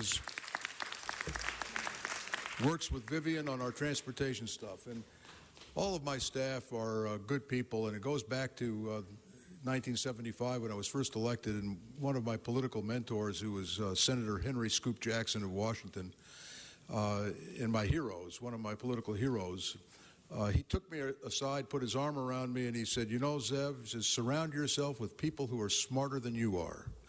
Because if you don't, you're going to end up doing your work and their work too, and it's going to be a waste of your time and of your money. And I took that to heart, and I've surrounded myself with people who are smart and smarter on their issues than I am, and we don't operate as a command, centered office. We are kind of like a Knights at the Round Table. Everybody has their responsibilities, and of course I'm the most important knight of the knights. I have to make the tough calls. Arthur. But I really can't recall the last time I differed substantively with any of the recommendations that I've had from my staff, and it makes for a really great team, and I think it's one of the reasons so many of them have stayed with me so long. I want to recognize my colleague who's here, former colleague on the City Council, Richard Alatorre, with whom I did a lot of mischief. And there was an old saying in the days when I served here that if Richard, John Ferraro, and I agreed on something, it was a done deal. And if we didn't agree on something, it was going to be a problem. And both Richard and John and so many of the other people I served with put the city ahead of themselves and put the interest of everybody ahead of their own parochial interest, mostly and usually. And it was really a privilege to get to know him as a colleague and also as a friend. We both hail from the same neighborhood in East LA, but he went to Garfield. Had I stayed, I would have gone to Roosevelt, and my sister did go to Roosevelt. And I always root for Roosevelt over Garfield. So it's been a long, dry quarter century for Roosevelt. Mr. President, I just want to say one thing in closing, and then I want to say a word about my family. I'm often asked, what advice would you give people coming into politics today? And I don't like to give advice publicly. I do give it privately, unsolicited, whether people like it or not, but I don't try to do it publicly. But the one thing that's guided me has been an old quote from a 19th century British historian, Thomas Macaulay, Lord Thomas Macaulay. And I would implore every one of us who are in the public sector and even in the private sector to heed these words carefully. He said, "No man is fit to govern great societies who hesitates about disobliging the few who have access to him. For the sake of the many, he will never see." And so we all have to be about the people we don't see. The people who can hire advocates and lawyers to come get to the city government or the county government, they can pretty much take care of themselves. But it's the people who can't, the people who are on the margins of society, who are poor, who are mentally ill, who are homeless, abused kids, frail elderly, people who simply don't have the wherewithal to advocate for themselves. Those are the people that we need to be about, as well as the average working stiff in our communities who really doesn't think they need to go the extra mile and shouldn't have to go the extra mile to get attention from government. They think that's what they pay us to do, and they're right. And it's not easy to be about those folks, and it's not easy to say no to our friends. But frankly, some of my best friends are people I've said no to. There's life after saying no to your friends, if it's the right thing to do. And all of us are called on to do that sort of thing. I remember this place very fondly. I was here 19 and a half years. I had some of my best times here and worked with some of the really most interesting people here on the city council at that time, people that I had no relationship with philosophically or politically at all. But when we got into this room, we were all on the same general page. Let's say we were in the same book. We weren't always on the same page. One of the things, the greatest accomplishment that has come out of my life has been our two kids. My son David, my daughter Mina, who has given us two beautiful granddaughters and who have me completely wrapped around their finger. And when you ask what I'm going to do after December 1st, that's priority number one. And our son David and his wife Katie are expecting their first son next year, so we're all excited about that. But none of that would have been possible if it hadn't been for Barbara. While I was, and you all know the drill, while I was out at homeowners meetings at night and community meetings and running to a ruptured water main, or in those days, unexpected shootings in our community that gunned down a lot of people. Somebody had to raise our kids, and it wasn't me. It was Barbara. And so our kids turned out real nice.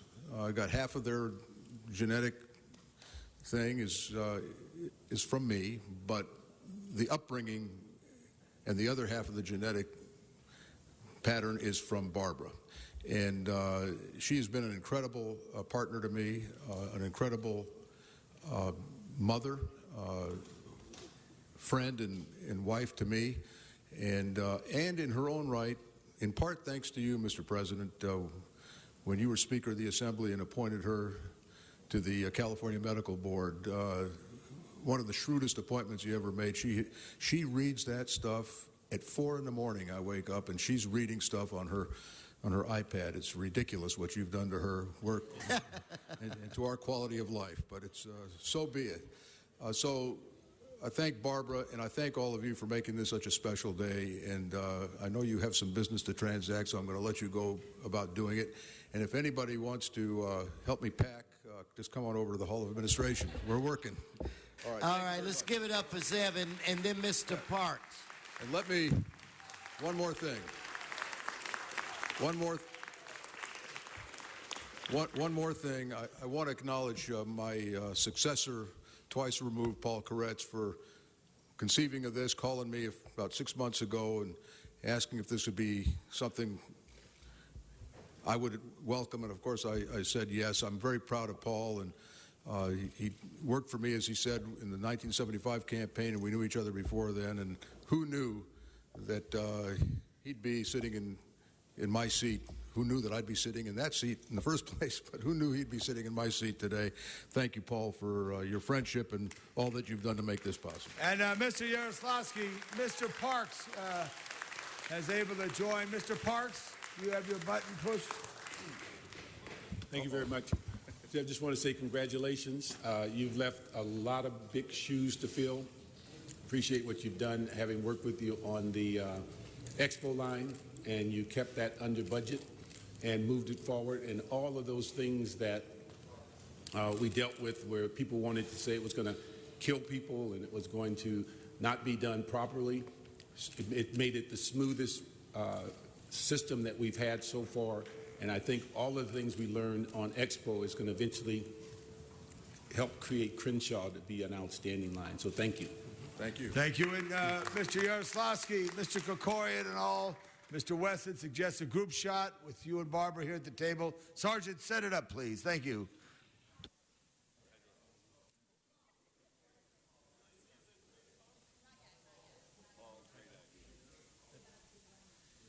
I wonder, Mr. Chair. Yes. Mr. President, if we might first present a certificate on behalf of the City of Los Angeles to my friend and role model and mentor, Zev Yaroslavsky. Absolutely. Let's have a focus there. Betsy will get that shot. Sherry.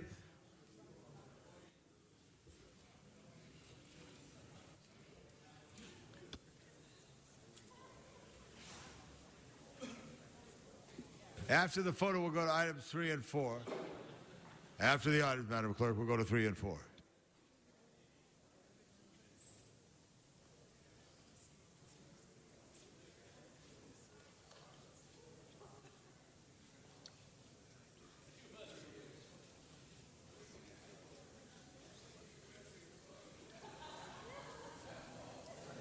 Good.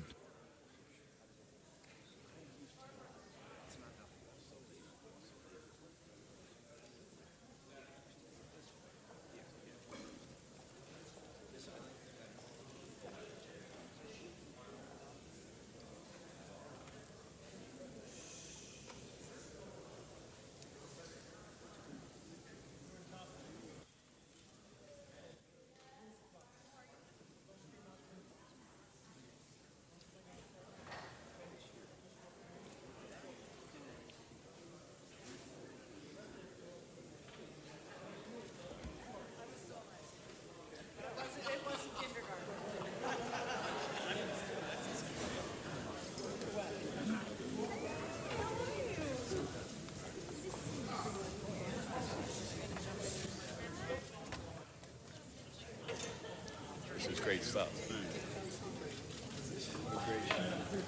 Squeeze in. Hey, how you doing? Yeah. Good to see you. One right here, everybody, and a couple of Richard.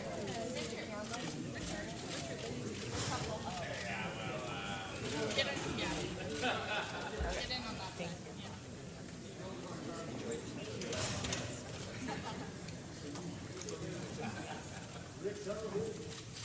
Oh, yeah. Hey, everybody. Rick, everybody right here for a couple? Rick!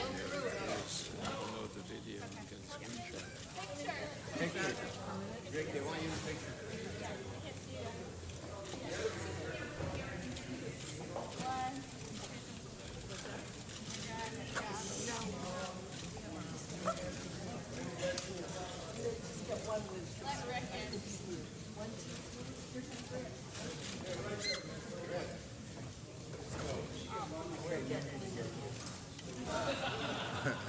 One with what?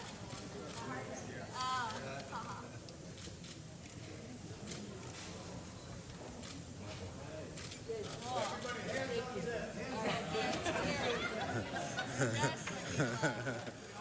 Tom LaBonge, what a cracker.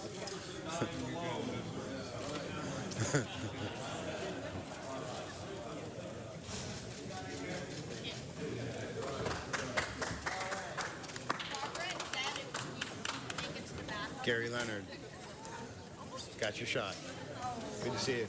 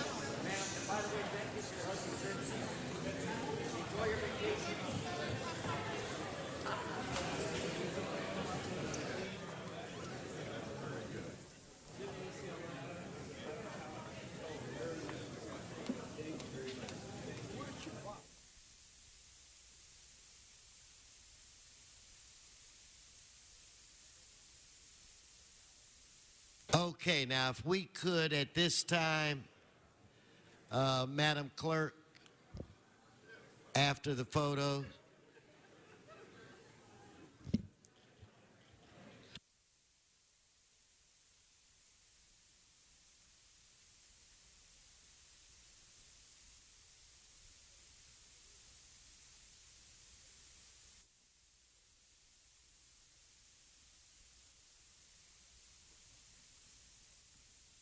Okay, Madam Clerk, if we could recess the regular meeting and go into the special meeting. Okay. Blumenfeld, Bonin, Buscaino, Cedillo, Englander, Fuentes, Weezer, Caress, Krikorian, Labange, Martinez, O'Farrell, Parks, Wesson. 15 members present, Mr. President, and a quorum. Okay, thank you. Thank you. If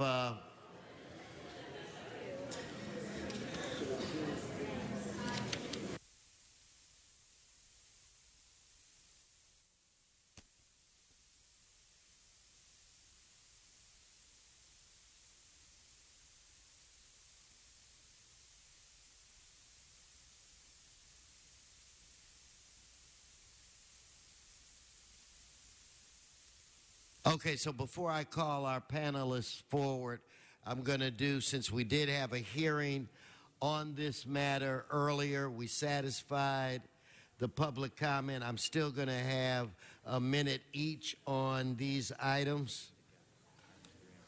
Items 3 and 4. I want to start off with Mr. Gus and Mr. Akala, and followed by Mr. Herman. Daniel, welcome. Good morning, and thank you for letting some extended conversation on the subject. I actually came down here for this item today. It's good to put this item on the ballot. It's important to give the people a say, but I think you're missing part of what makes us feel disenfranchised from the business of the city. You know, when Bill Rosendahl said, gold in the gutter and then decided to triple the parking meter rates, it suggested that very often our elected officials make too much money to be able to feel the pain of the decisions that you make on us. It's not that you don't deserve to get a good salary, but very often you make decisions without really feeling the impact on us.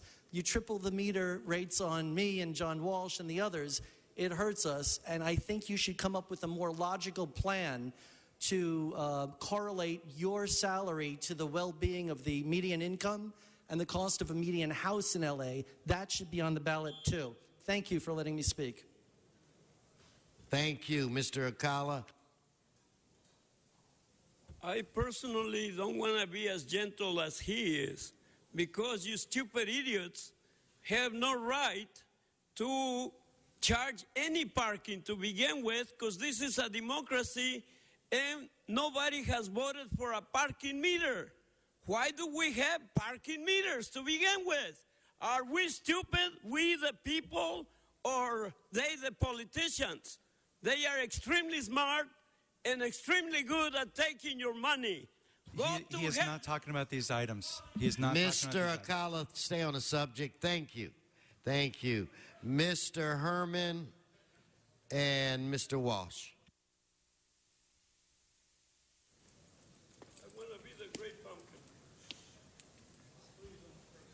A long-awaited minute, folks.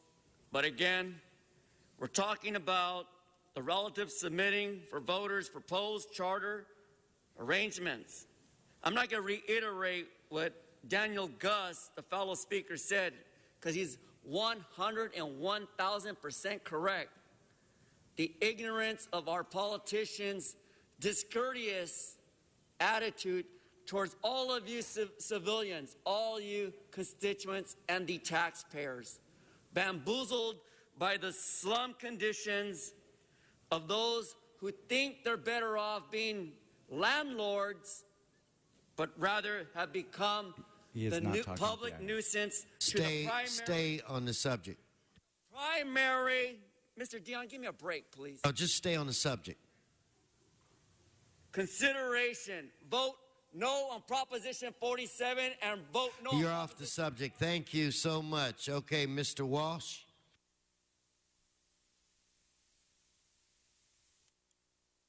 John Walsh blogging at HollywoodHighlands.org. Vote no. I'm talking to the public here. It's like stowing away on a sinking ship. We just had an election a couple of months ago statewide. It was only 23% of the people voted, roughly the same percentage that voted for mayor. We are burying the mayor and the city council election at the bottom of a ballot and even numbers that will include the president, Senate, House, supervisors. No one is going, people are going to drop off. And if you want to run, the media will not pay attention. They'll pay attention to the presidential race. And what will happen is that people will drop off. The percentage of people voting will go down. So then if you want to run, you're going to have to buy a slate mailer, and anybody who wants to win is going to have to spend $50,000 on a slate mailer. Thank you so very much. That concludes general public comment on these items. If I could have our two panelists come forward. We have with us today people, Kathy Fung, Executive Director, California Common Cause. And obviously we can tell that you're a mom, okay? I love what you have on. My wife is Spider-Woman somewhere today. Dan Schnurr, Executive Director, Jess Unruh Institute of Politics at USC. And what we'll do, we will start off letting each one of you take a few minutes. In fact, maybe I should just say this. Members, there have been some people that have indicated that we have rushed this.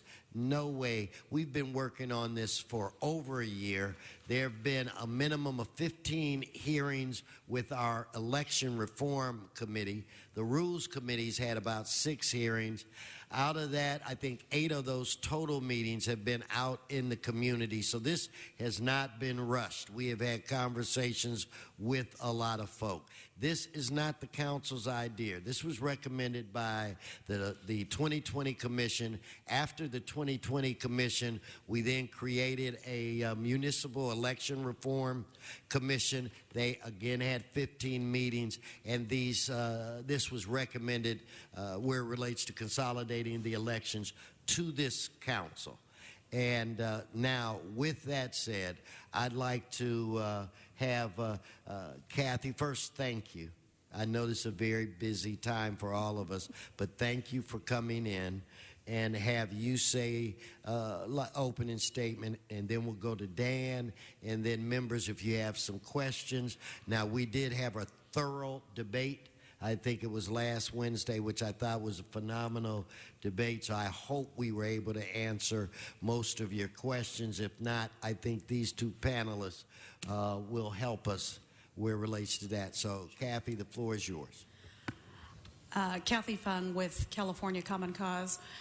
I think it's useful to remember that this discussion has been going on for at least 2 years. Prior to some of the commissions that were created by the city council, the city clerk was tasked with looking at voter alternatives to address the issue of low voter turnout. And that was from a motion that had been brought by then City Councilwoman Jan Perry. When we looked at that with the city council, with the city clerk, one of the issues that rose to the top was this question about constant voter fatigue and voter confusion over the day of the election. Our city elections are held on March and May of the odd year, and it's not intuitive to most voters. We then were convened as a different group under the Los Angeles Municipal Elections Reform Commission. And that commission met over the course of 2014 and also looked at some 50 to 100 potential reforms.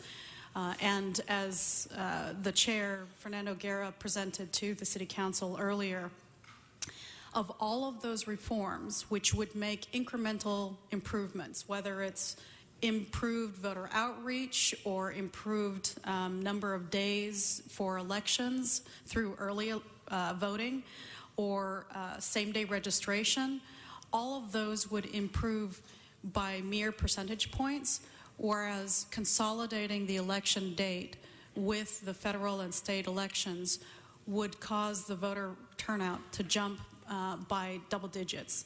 According to the study that we looked at, produced by the Public Policy Institute of California, they found that on average, when they studied some 300 municipal jurisdictions that had switched, of all the things that they measured for, the one thing that was able to cause the voter turnout to go from the 20s to the 50s or 60s was synchronizing it with the statewide elections.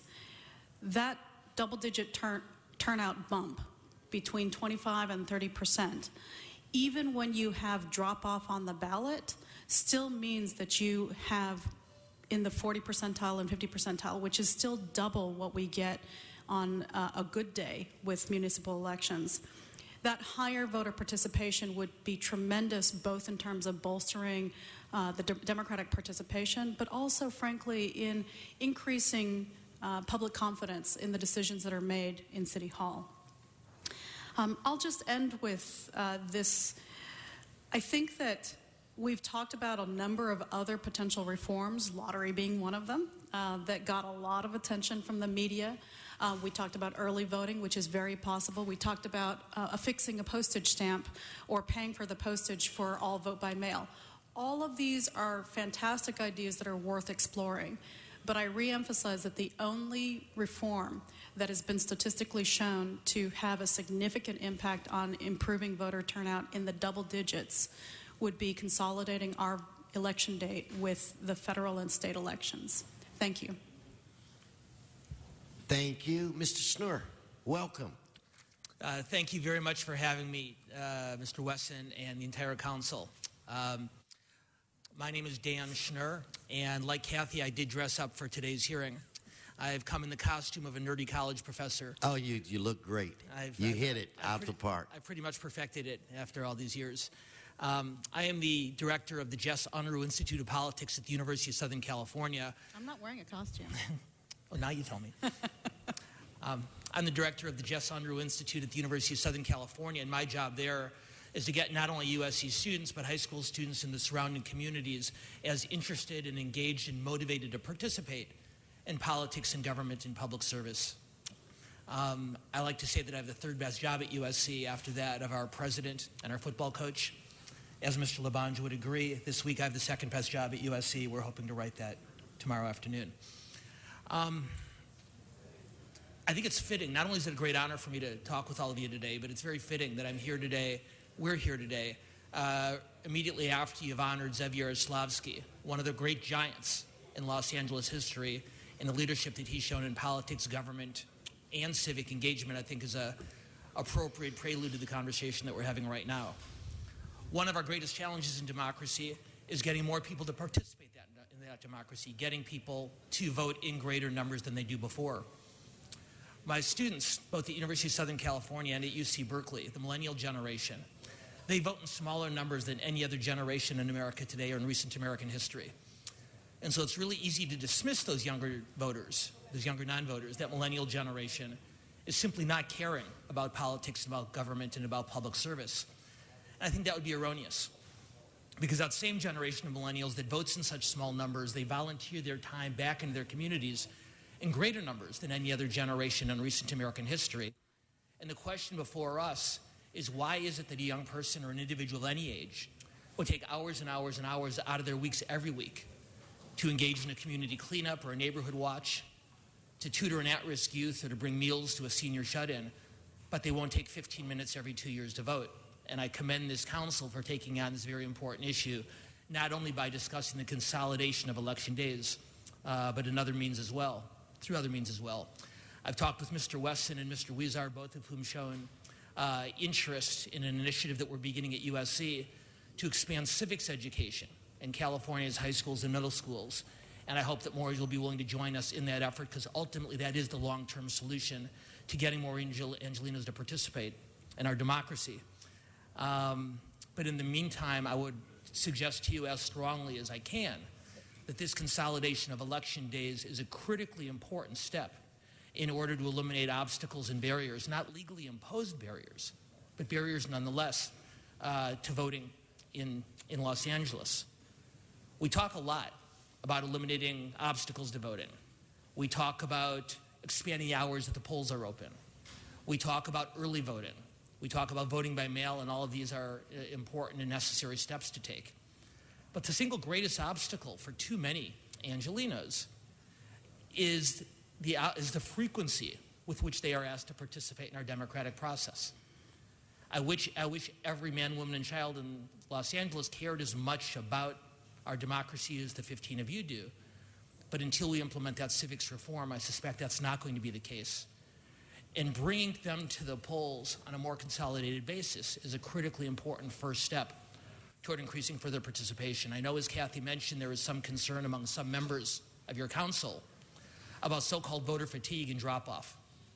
And I would say, not as an academic, but as a former political operative, the challenge of getting people to go all the way down the ballot once they are at their polling place is a much less considerable challenge than getting them to that polling place in the first place. And statistics show, studies that you all have in front of you, I believe, that the drop-off is much less significant than the opponents of this measure would suggest. When we talked with Mr. Wesson and his colleagues earlier, he said something that was very, very heartening to me. He said, this step, should it happen, is not an end, it's a beginning. He said, and I now paraphrase, that it's the beginning to a series of steps that this council is committed to taking to increase civic participation and increase voting in Los Angeles. So I urge you to take this first critical step today, and I'm eager to work with you on those further steps as we move forward. Thank you very much.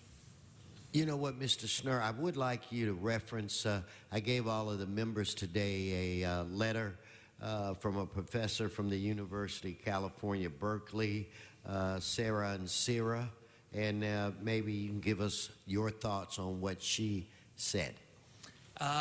Yes, my colleague at Cal, Professor Sierra, has done, I think, an excellent study on valid and important questions as to whether the longer ballot will cause voter fatigue and if local races will get overlooked with more high-profile state and national elections on the ballot.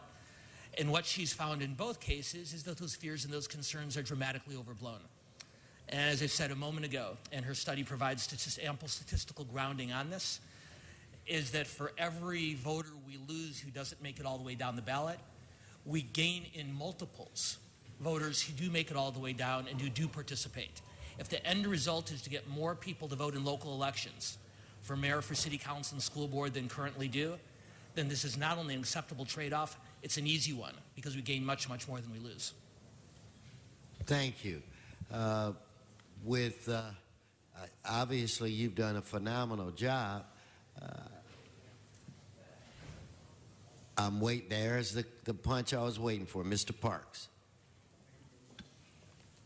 I appreciate you being here. My questions were formulated for the last speakers, so it may be out of context from your comments. But one of the things that, and I've tried to read up on this subject and talked to Kathy several times about elections, the dilemma I have is that in looking at this, there's literature that says more people come to the polls. And even the best literature says that they don't see it kind of going all the way to the increase in local elections. And so you may get, as they showed in some article, 80% of the people or 70% was at the election for president. But then when it got down to the very last issue, about only 30% of the people voted.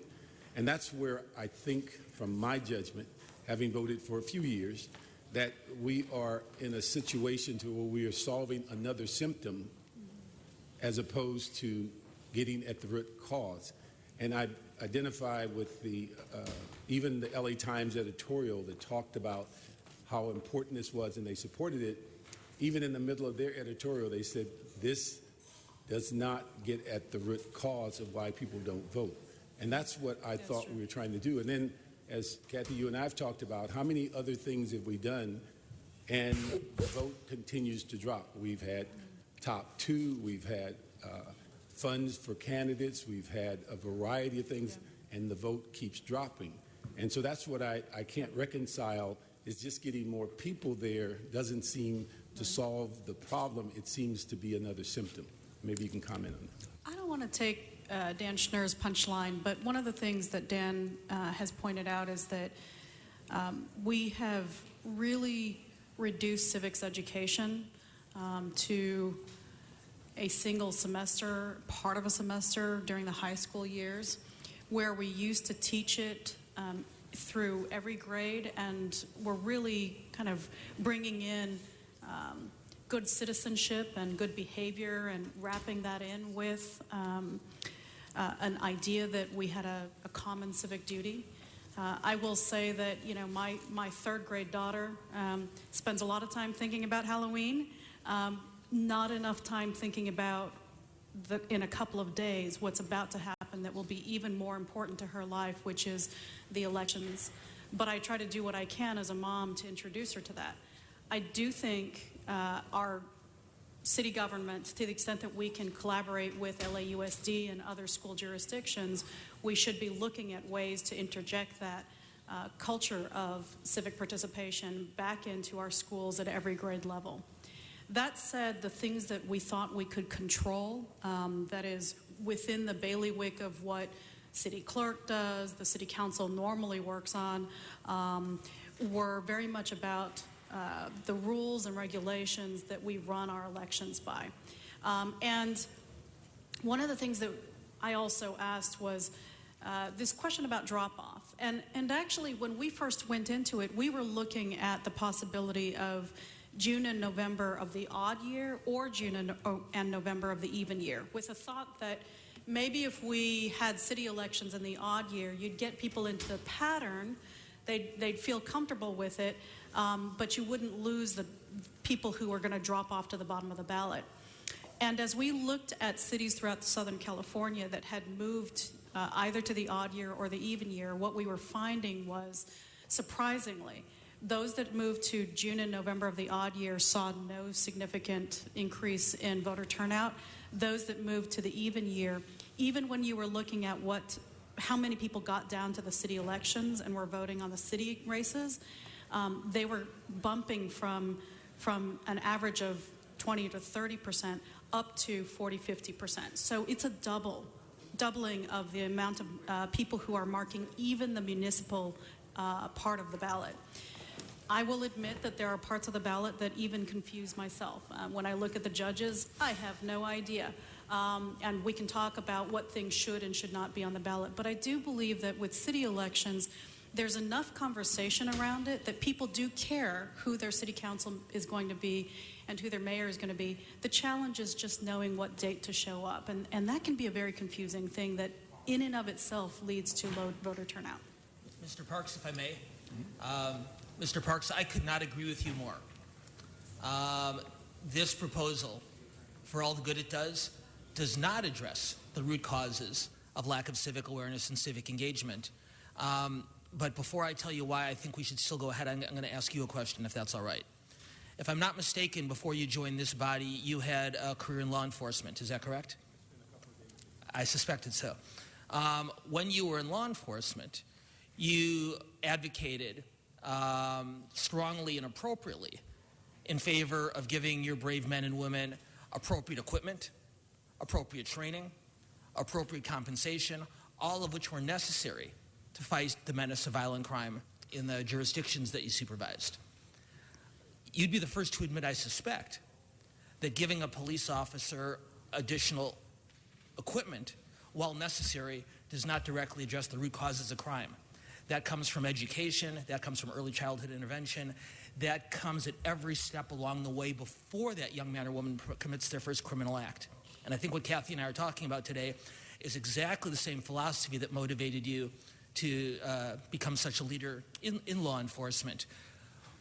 We want to act preventively. We believe increased civics education is critically important, and I hope you'll join Mr. Wesson and the rest of us in that regard, or in that effort. In the meantime, though, consolidating elections, while it does not meet the root cause, what it does do is it eliminates obstacles. And for people who are busy, people who work every day and sometimes work 2 or 3 jobs, coming to vote is a burden. And easing that burden is, I think, what motivates both Kathy and I to be here today, and is why we urge you and your colleagues to support this consolidation effort.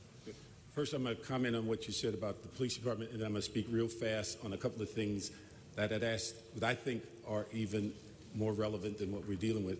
First of all, when you gave this scenario about the police department, since about 1970, when Ed Davis was here, we found out that giving the police all the resources and equipment and cars didn't solve the crime problem. That's why we went into the community to ask them to help us solve the crime problem. So you do both? We do both. So that's what I'm saying. We didn't go with the symptom of just saying we felt comfortable, give us more people.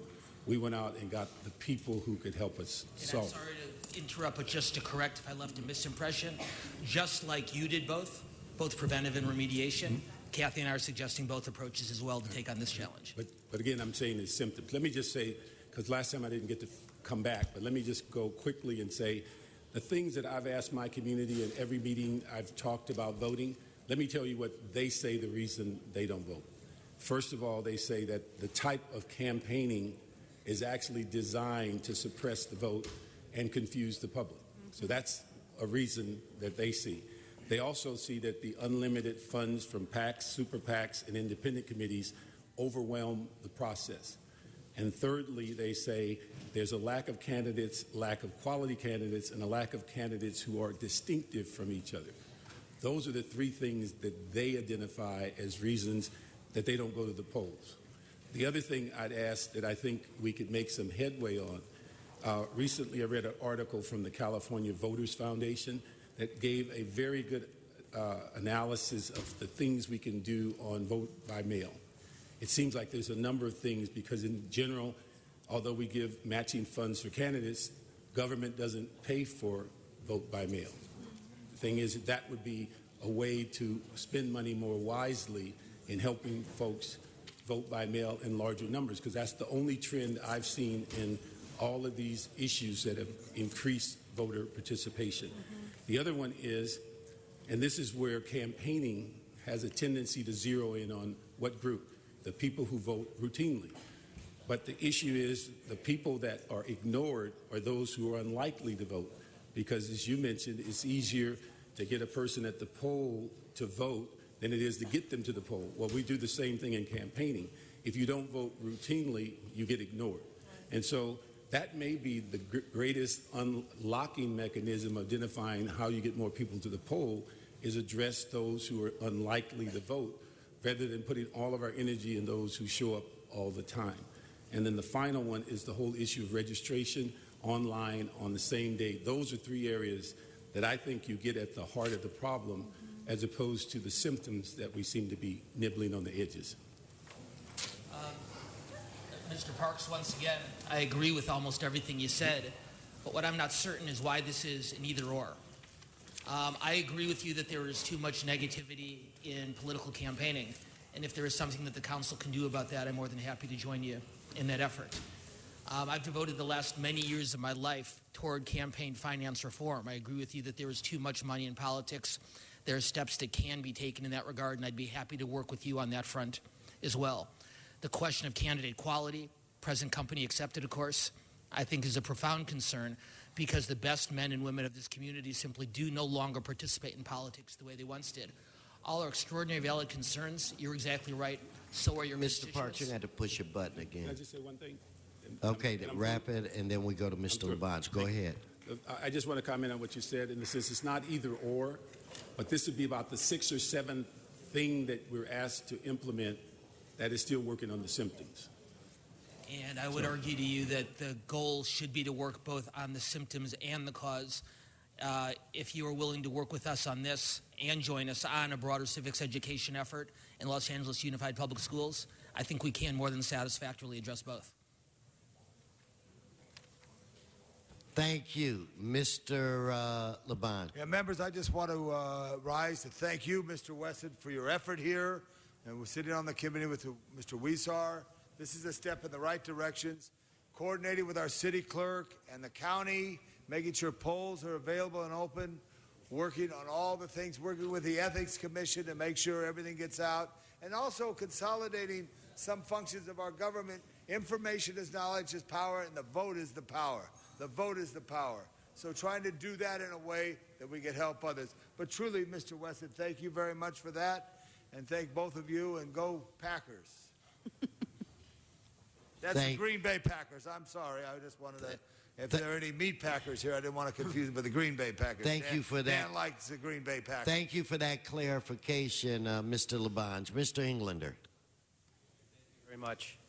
Colleagues, I was really torn on this and looking at it, thinking about all the possible things that can or may go wrong, and reading the LA Times, the Daily News, and getting the input from not just the media, but talking to local leaders and representatives, community folks. I've actually done a little bit of research, reached out to my friend Dan Schnur. We've had numerous conversations on this over the years, in fact, and we go way back, and I trust your guidance as many others.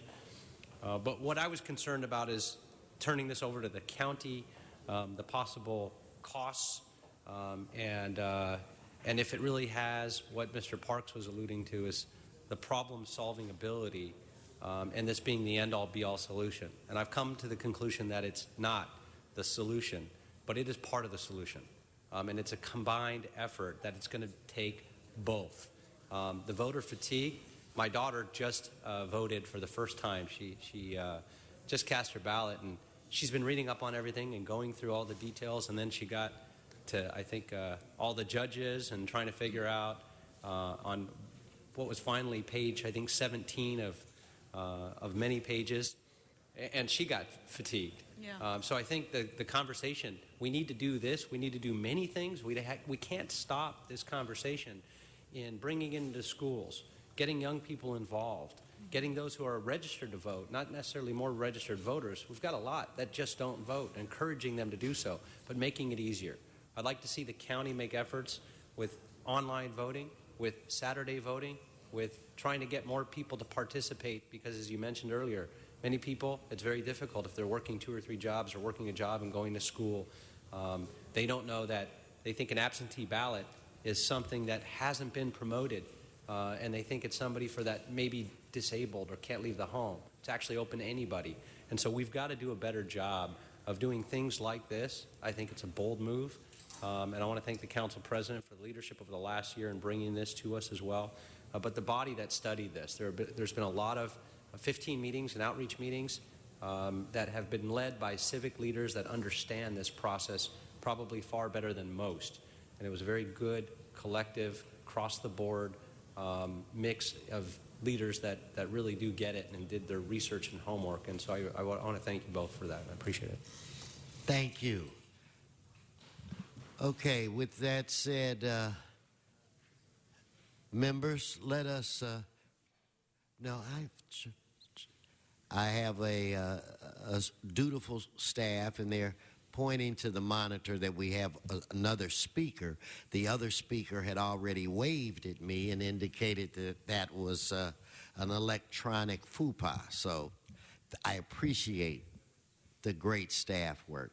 But with that said, I want to thank all of you, the council, for listening, the 2 of you for participating and being engaged in the hearings or what have you. And I do want to reference something that Mr. Schnur said earlier, that this is the beginning.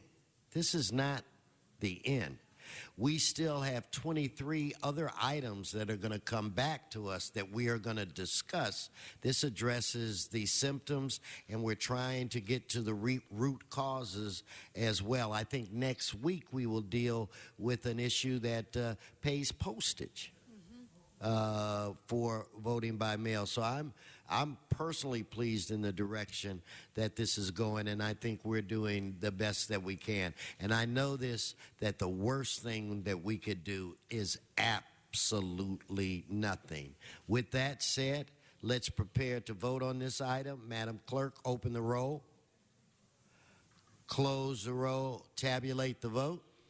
14 ayes, 1 no. The ayes have it. And the ordinance will be held over for the ordinances will be held over for 1 week for second reading. I understand. Thank you very much. Mr. Labange. Oh, no, Mr. Englander, if I could have you. Thank you again.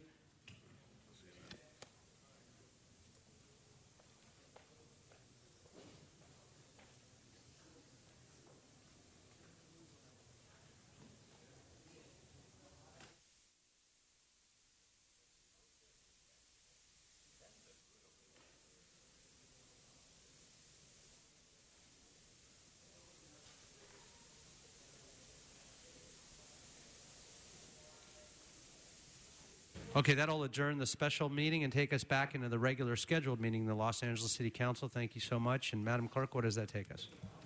Item 1, call special for cards. Okay, item 1. Okay, let's go ahead and we're going to take 1 and 2 together. And if we can have a minute on each, Mr. Walsh on 1 and 2.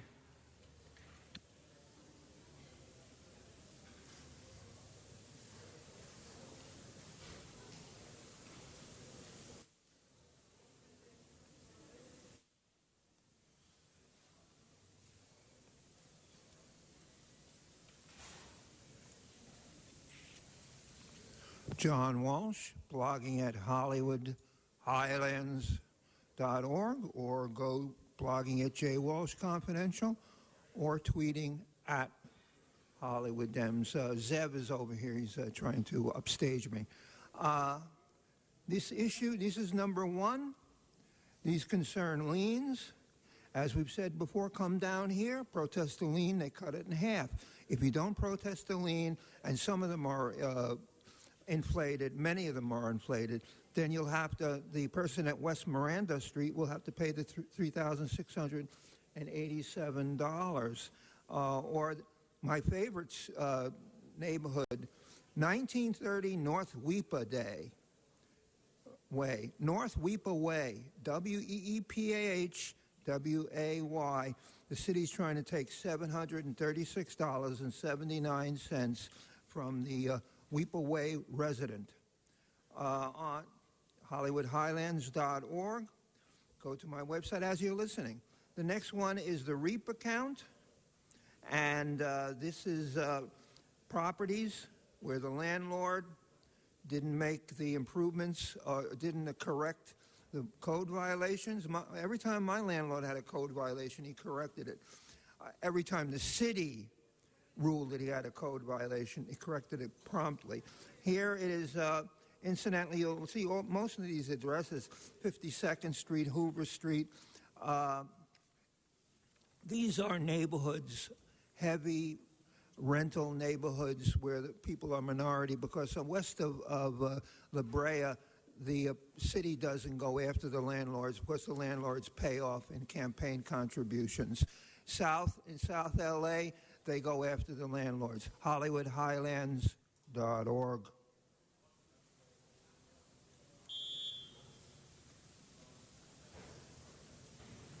Herman on item 1 and 2.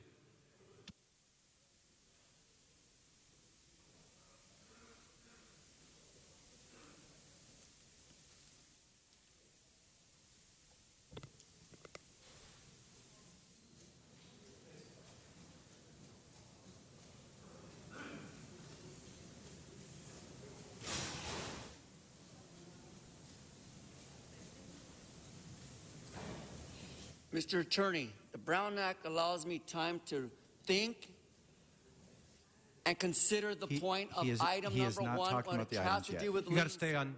That's another warning for this meeting. I'm talking about liens on item 1 and item 2, which I put cards in for, sir. I called you on 1 and 2. That's right. I got ears. I listen. They're not as big, but I listen. If you can stay on the subject, that's your final warning. Correct.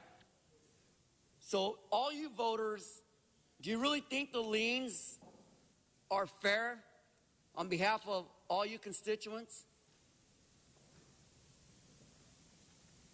Keep it simple, KISS, and allow us not to have these liens. Keep it simple. Do you think people want to be paying citations for the illegal process of not being notified through the process of certified mail? It's death and dumb hearing to note that many of the big ears here don't listen.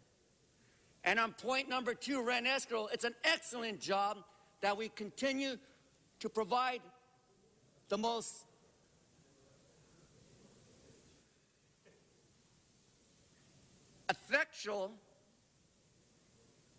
affectionate way of rehabilitating our communities for the quality of life of habitability.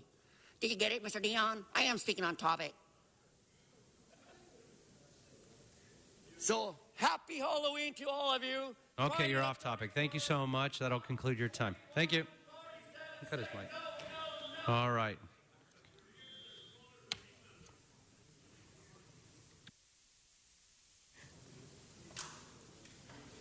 Did you call my name? I'm the Great Pumpkin. Go ahead. Oh, go ahead.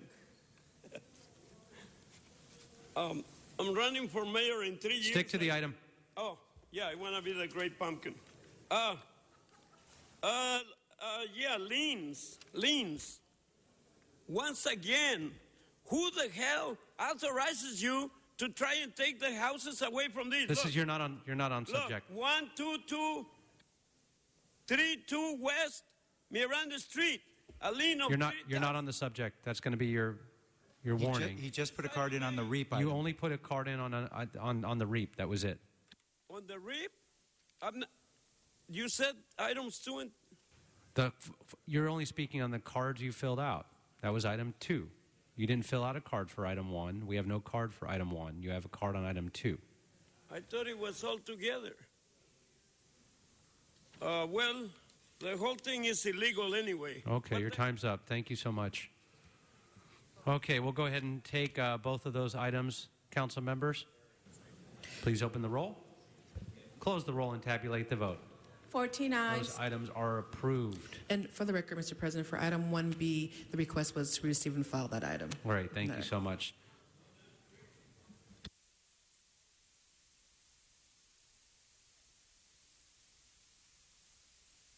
Okay, let's go ahead. I believe that takes us to general public comment. Is that correct? Yes, Mr. President. Great, okay. General public comment. Thank you so much. Daniel?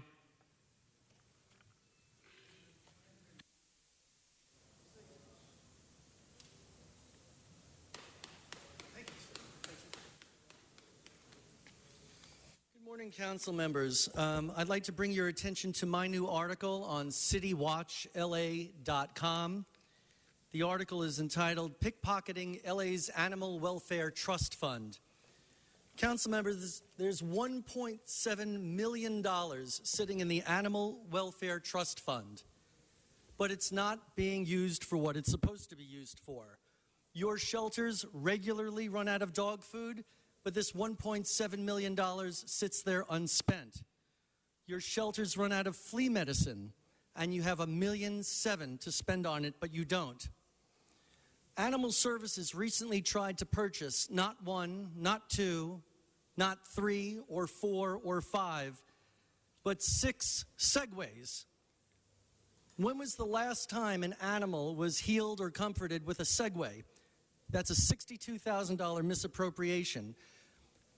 The decrepit and heated trucks that you transport animals in, several animals have died as a result of a lack of air conditioning, but your Animal Services Department wants to spend $116,000 out of the Animal Welfare Trust Fund on 4 John Deere Gators and a Mighty Mover, on a $132,000 security system, on Bluetooth devices, on a $65,000 control panel.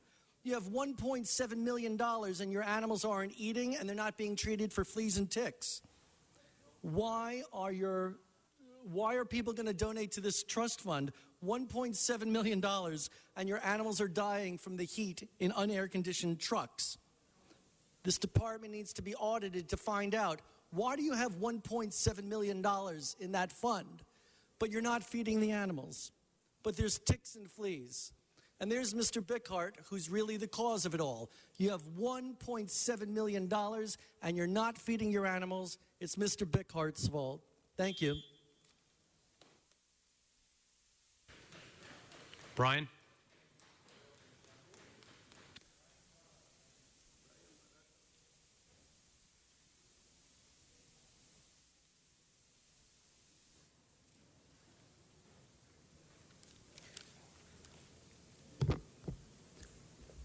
Yeah, I have a constitution here. You know, it's interesting how the word democracy is still used these days. I thought that this thing says that we are guaranteed a republic. Of course, Benjamin Franklin said if we could keep it. Let me have 1 minute because this is not something that is lost in everyone. But I guess a Republican form of government, you're not entitled to your own stupid opinion. People who say Churchill, he's a piece of shit. That's because he served the British Empire. FDR knew that. But we in the United States have a problem. We don't seem to understand what a republic is. We guarantee that the science and arts, like in the Renaissance, was manifested even in this country. That has to be learned and taught, like Da Vinci in his notebook. How does light work? How does painting work? How is painting more difficult than sculpture? In this very building, you have Parkinson, who created this building out of the mind of mankind. But yet people don't know the difference between a democracy and a republic form of government. I call on the United States citizenry to call anyone who uses the word democracy in Socrates' terms in the Republic in Book 8. It gives you a tyrant. And no doubt, Obama is a tyrant, a fascist, and he needs to be impeached. Juan. Yes, somebody asked me what I'm dressed at, and I said it's an ensemble of a mixed up bunch of bullshit. You know, from the waist down, I'm Superman. I got balls of steel. And, from the waist down, I'm Superman. I got balls of steel. That's bullshit. Benjamin Franklin, the greatest gay guy that ever lived. That's bullshit. The gay caballero and the great pumpkin. We are feeding our kids nothing but bullshit. And then Xavier Slosky talking about diabetes. And what are you doing to the kids? You're sending them trick-or-treating. Get all the damn candy you can so you can become a diabetic and you can become a public nuisance in our health system, because that's all we are. All we are is public nuisances to you assholes that spend all your time looking for ways to take our money. It's the same money that you print, you idiots. Why don't you print enough money for yourselves so you don't bother the people? Why don't you print enough money for transportation? Why don't you print enough money for the Obamas to have a nice retirement? Why don't you print enough money for everybody? We live in a made-up economy. And it's all bullshit. All you want to do is control the people any way you can. And it is the wrong thing to do. We were born free. We will live free. And you assholes are the ones that are the slaves. You're slaves to politics and to money and to power. Go to hell if there is such a thing, which I doubt.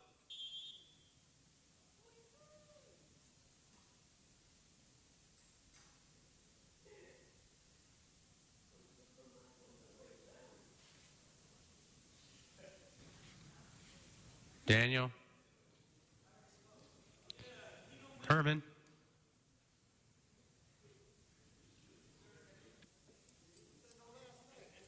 I need your support. Oh, hold on a sec. Is somebody yelling out from the... Please sit down, sir.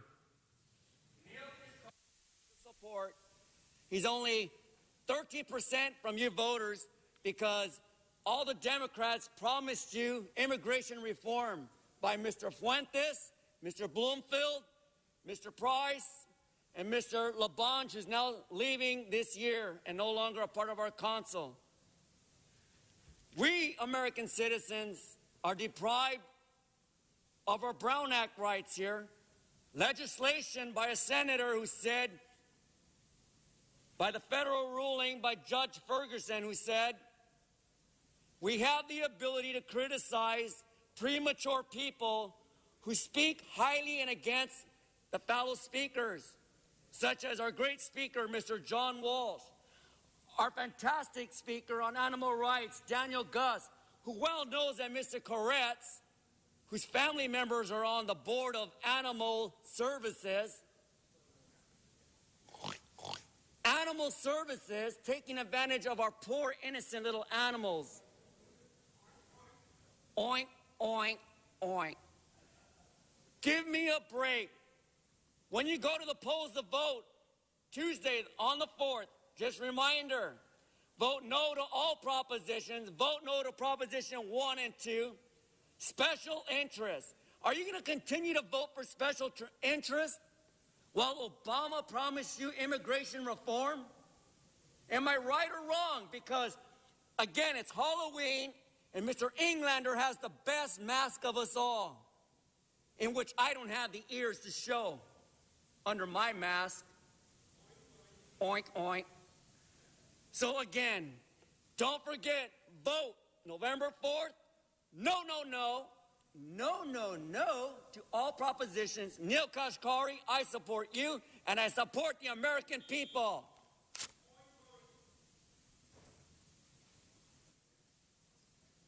Daniel?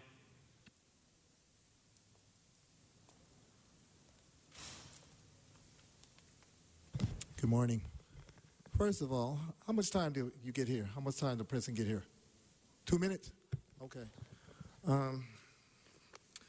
I was here last week, and I'd like to know, who do you talk to? There's a light at 6th and San Pedro. I work in that area. I've been there 7 years working. I work for a church. And then it's at 6th and San Pedro, and that light is extremely long. It's like 10 minutes, 5 minutes. Good. I'm just saying.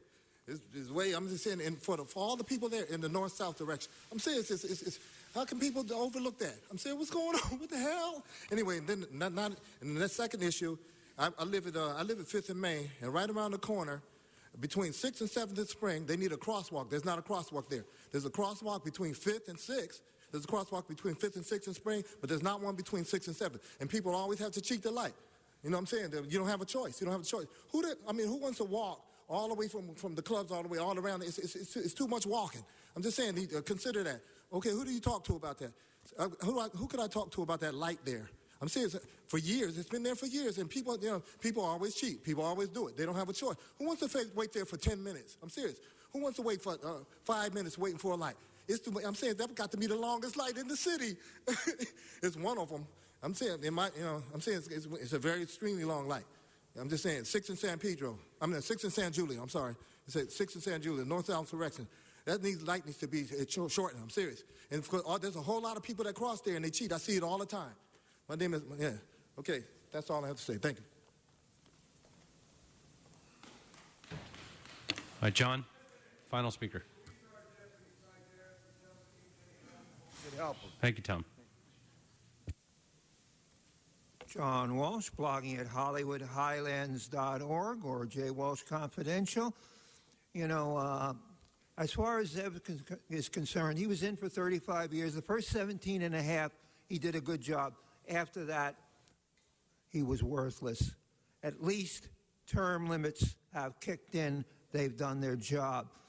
The most important thing I say to everybody out there, forget about elections in odd and even years. You have an opportunity to vote next Tuesday. Send a message to Sacramento.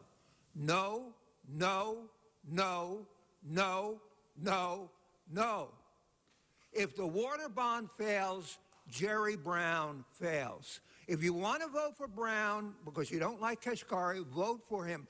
But do not vote for the water bond because if you do, 2 gigantic concrete tunnels will drain the Delta dry for monster agribusiness. This is the only place on earth where we grow these kind of almonds. And the almond takes 1.5 gallons of your water, and they pay agribusiness 1/3 of what you pay for water. And I just want to say, I want to thank, incidentally, the mayor is going to China. The Times, they've been sworn to secrecy until he announces he's going to China. with Buscaino and Bonin. If I'm wrong, tell me. And the most important thing is, I want to say I'm very happy. Now, the mayor's keeping it quiet now. A Times reporter told me the mayor has just adopted another baby, and this baby is Hispanic, and he's keeping it quiet now, and it's not news because he wants to have a monster, big conference when he can show the baby. And when he runs for president, he's going to have a black baby adopted. All right, so that concludes clearly the Halloween public comments for the day. And you guys can leave now and go trick or treat. All right, so colleagues, do we have any announcements? Yep. Tom. Alzheimer's Walk, Mr. Koretz, you're so keen on that for everyone in your district at Century Plaza in the Avenue of the Stars on Sunday morning. Thank you very much for your leadership on that. Appreciate that.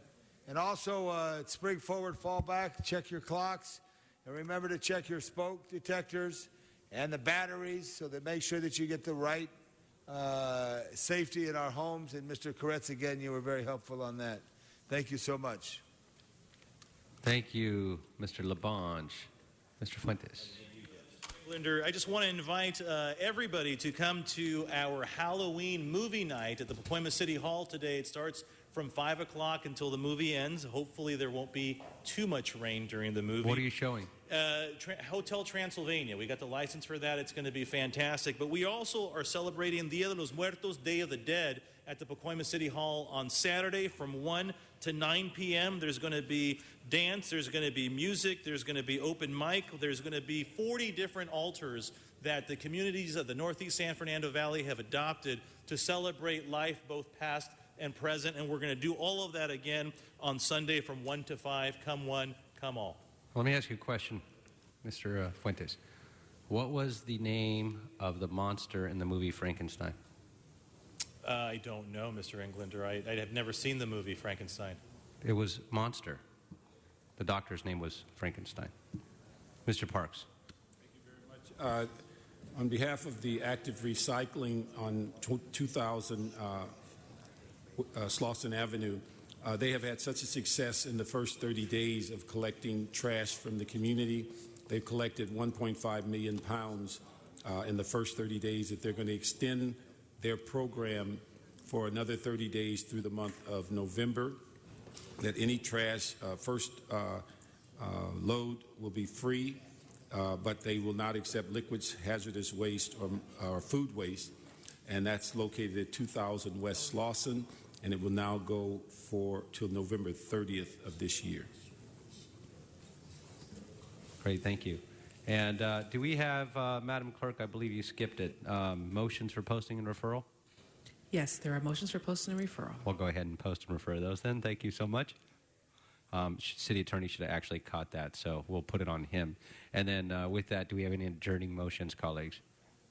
One, yes.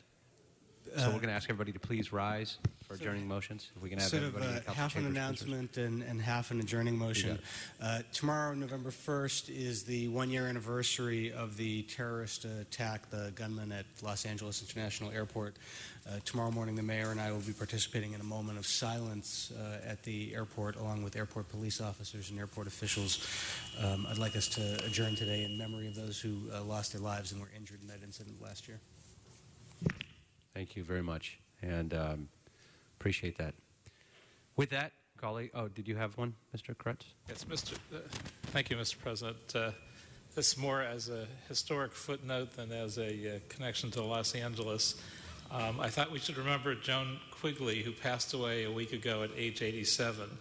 She gained sensational notoriety back in 1988 when Donald Reagan, who had been chief of staff for President Reagan, revealed that Ms. Quigley had been the administration's most closely guarded secret, and that's because Ms. Quigley, an astrologer, had advised Nancy Reagan, and through her President Reagan, on matters such as the time for summit meetings, presidential debates, the president's cancer surgery, State of the Union addresses, and more. And he wrote that virtually every major move and decision the Reagans made during his time in the White House as chief of staff was cleared in advance with the astrologer. It was noted that Ms. Quigley apparently advised the Reagans that according to her charts, Soviet leader Mikhail Gorbachev was open to new ideas and it was time to stop thinking of the Soviet Union as an evil empire, advice that seems to have led to the arms-controlled treaties. So I guess we don't have to believe in astrology to thank our lucky stars for those treaties, and I'd like to adjourn in her memory in recognition of, as bizarre as it is, the positive, good impacts that she appears to have had. Great, thank you so much. Seeing no other adjourning motions, be safe, colleagues. Have a happy Halloween. We are adjourned.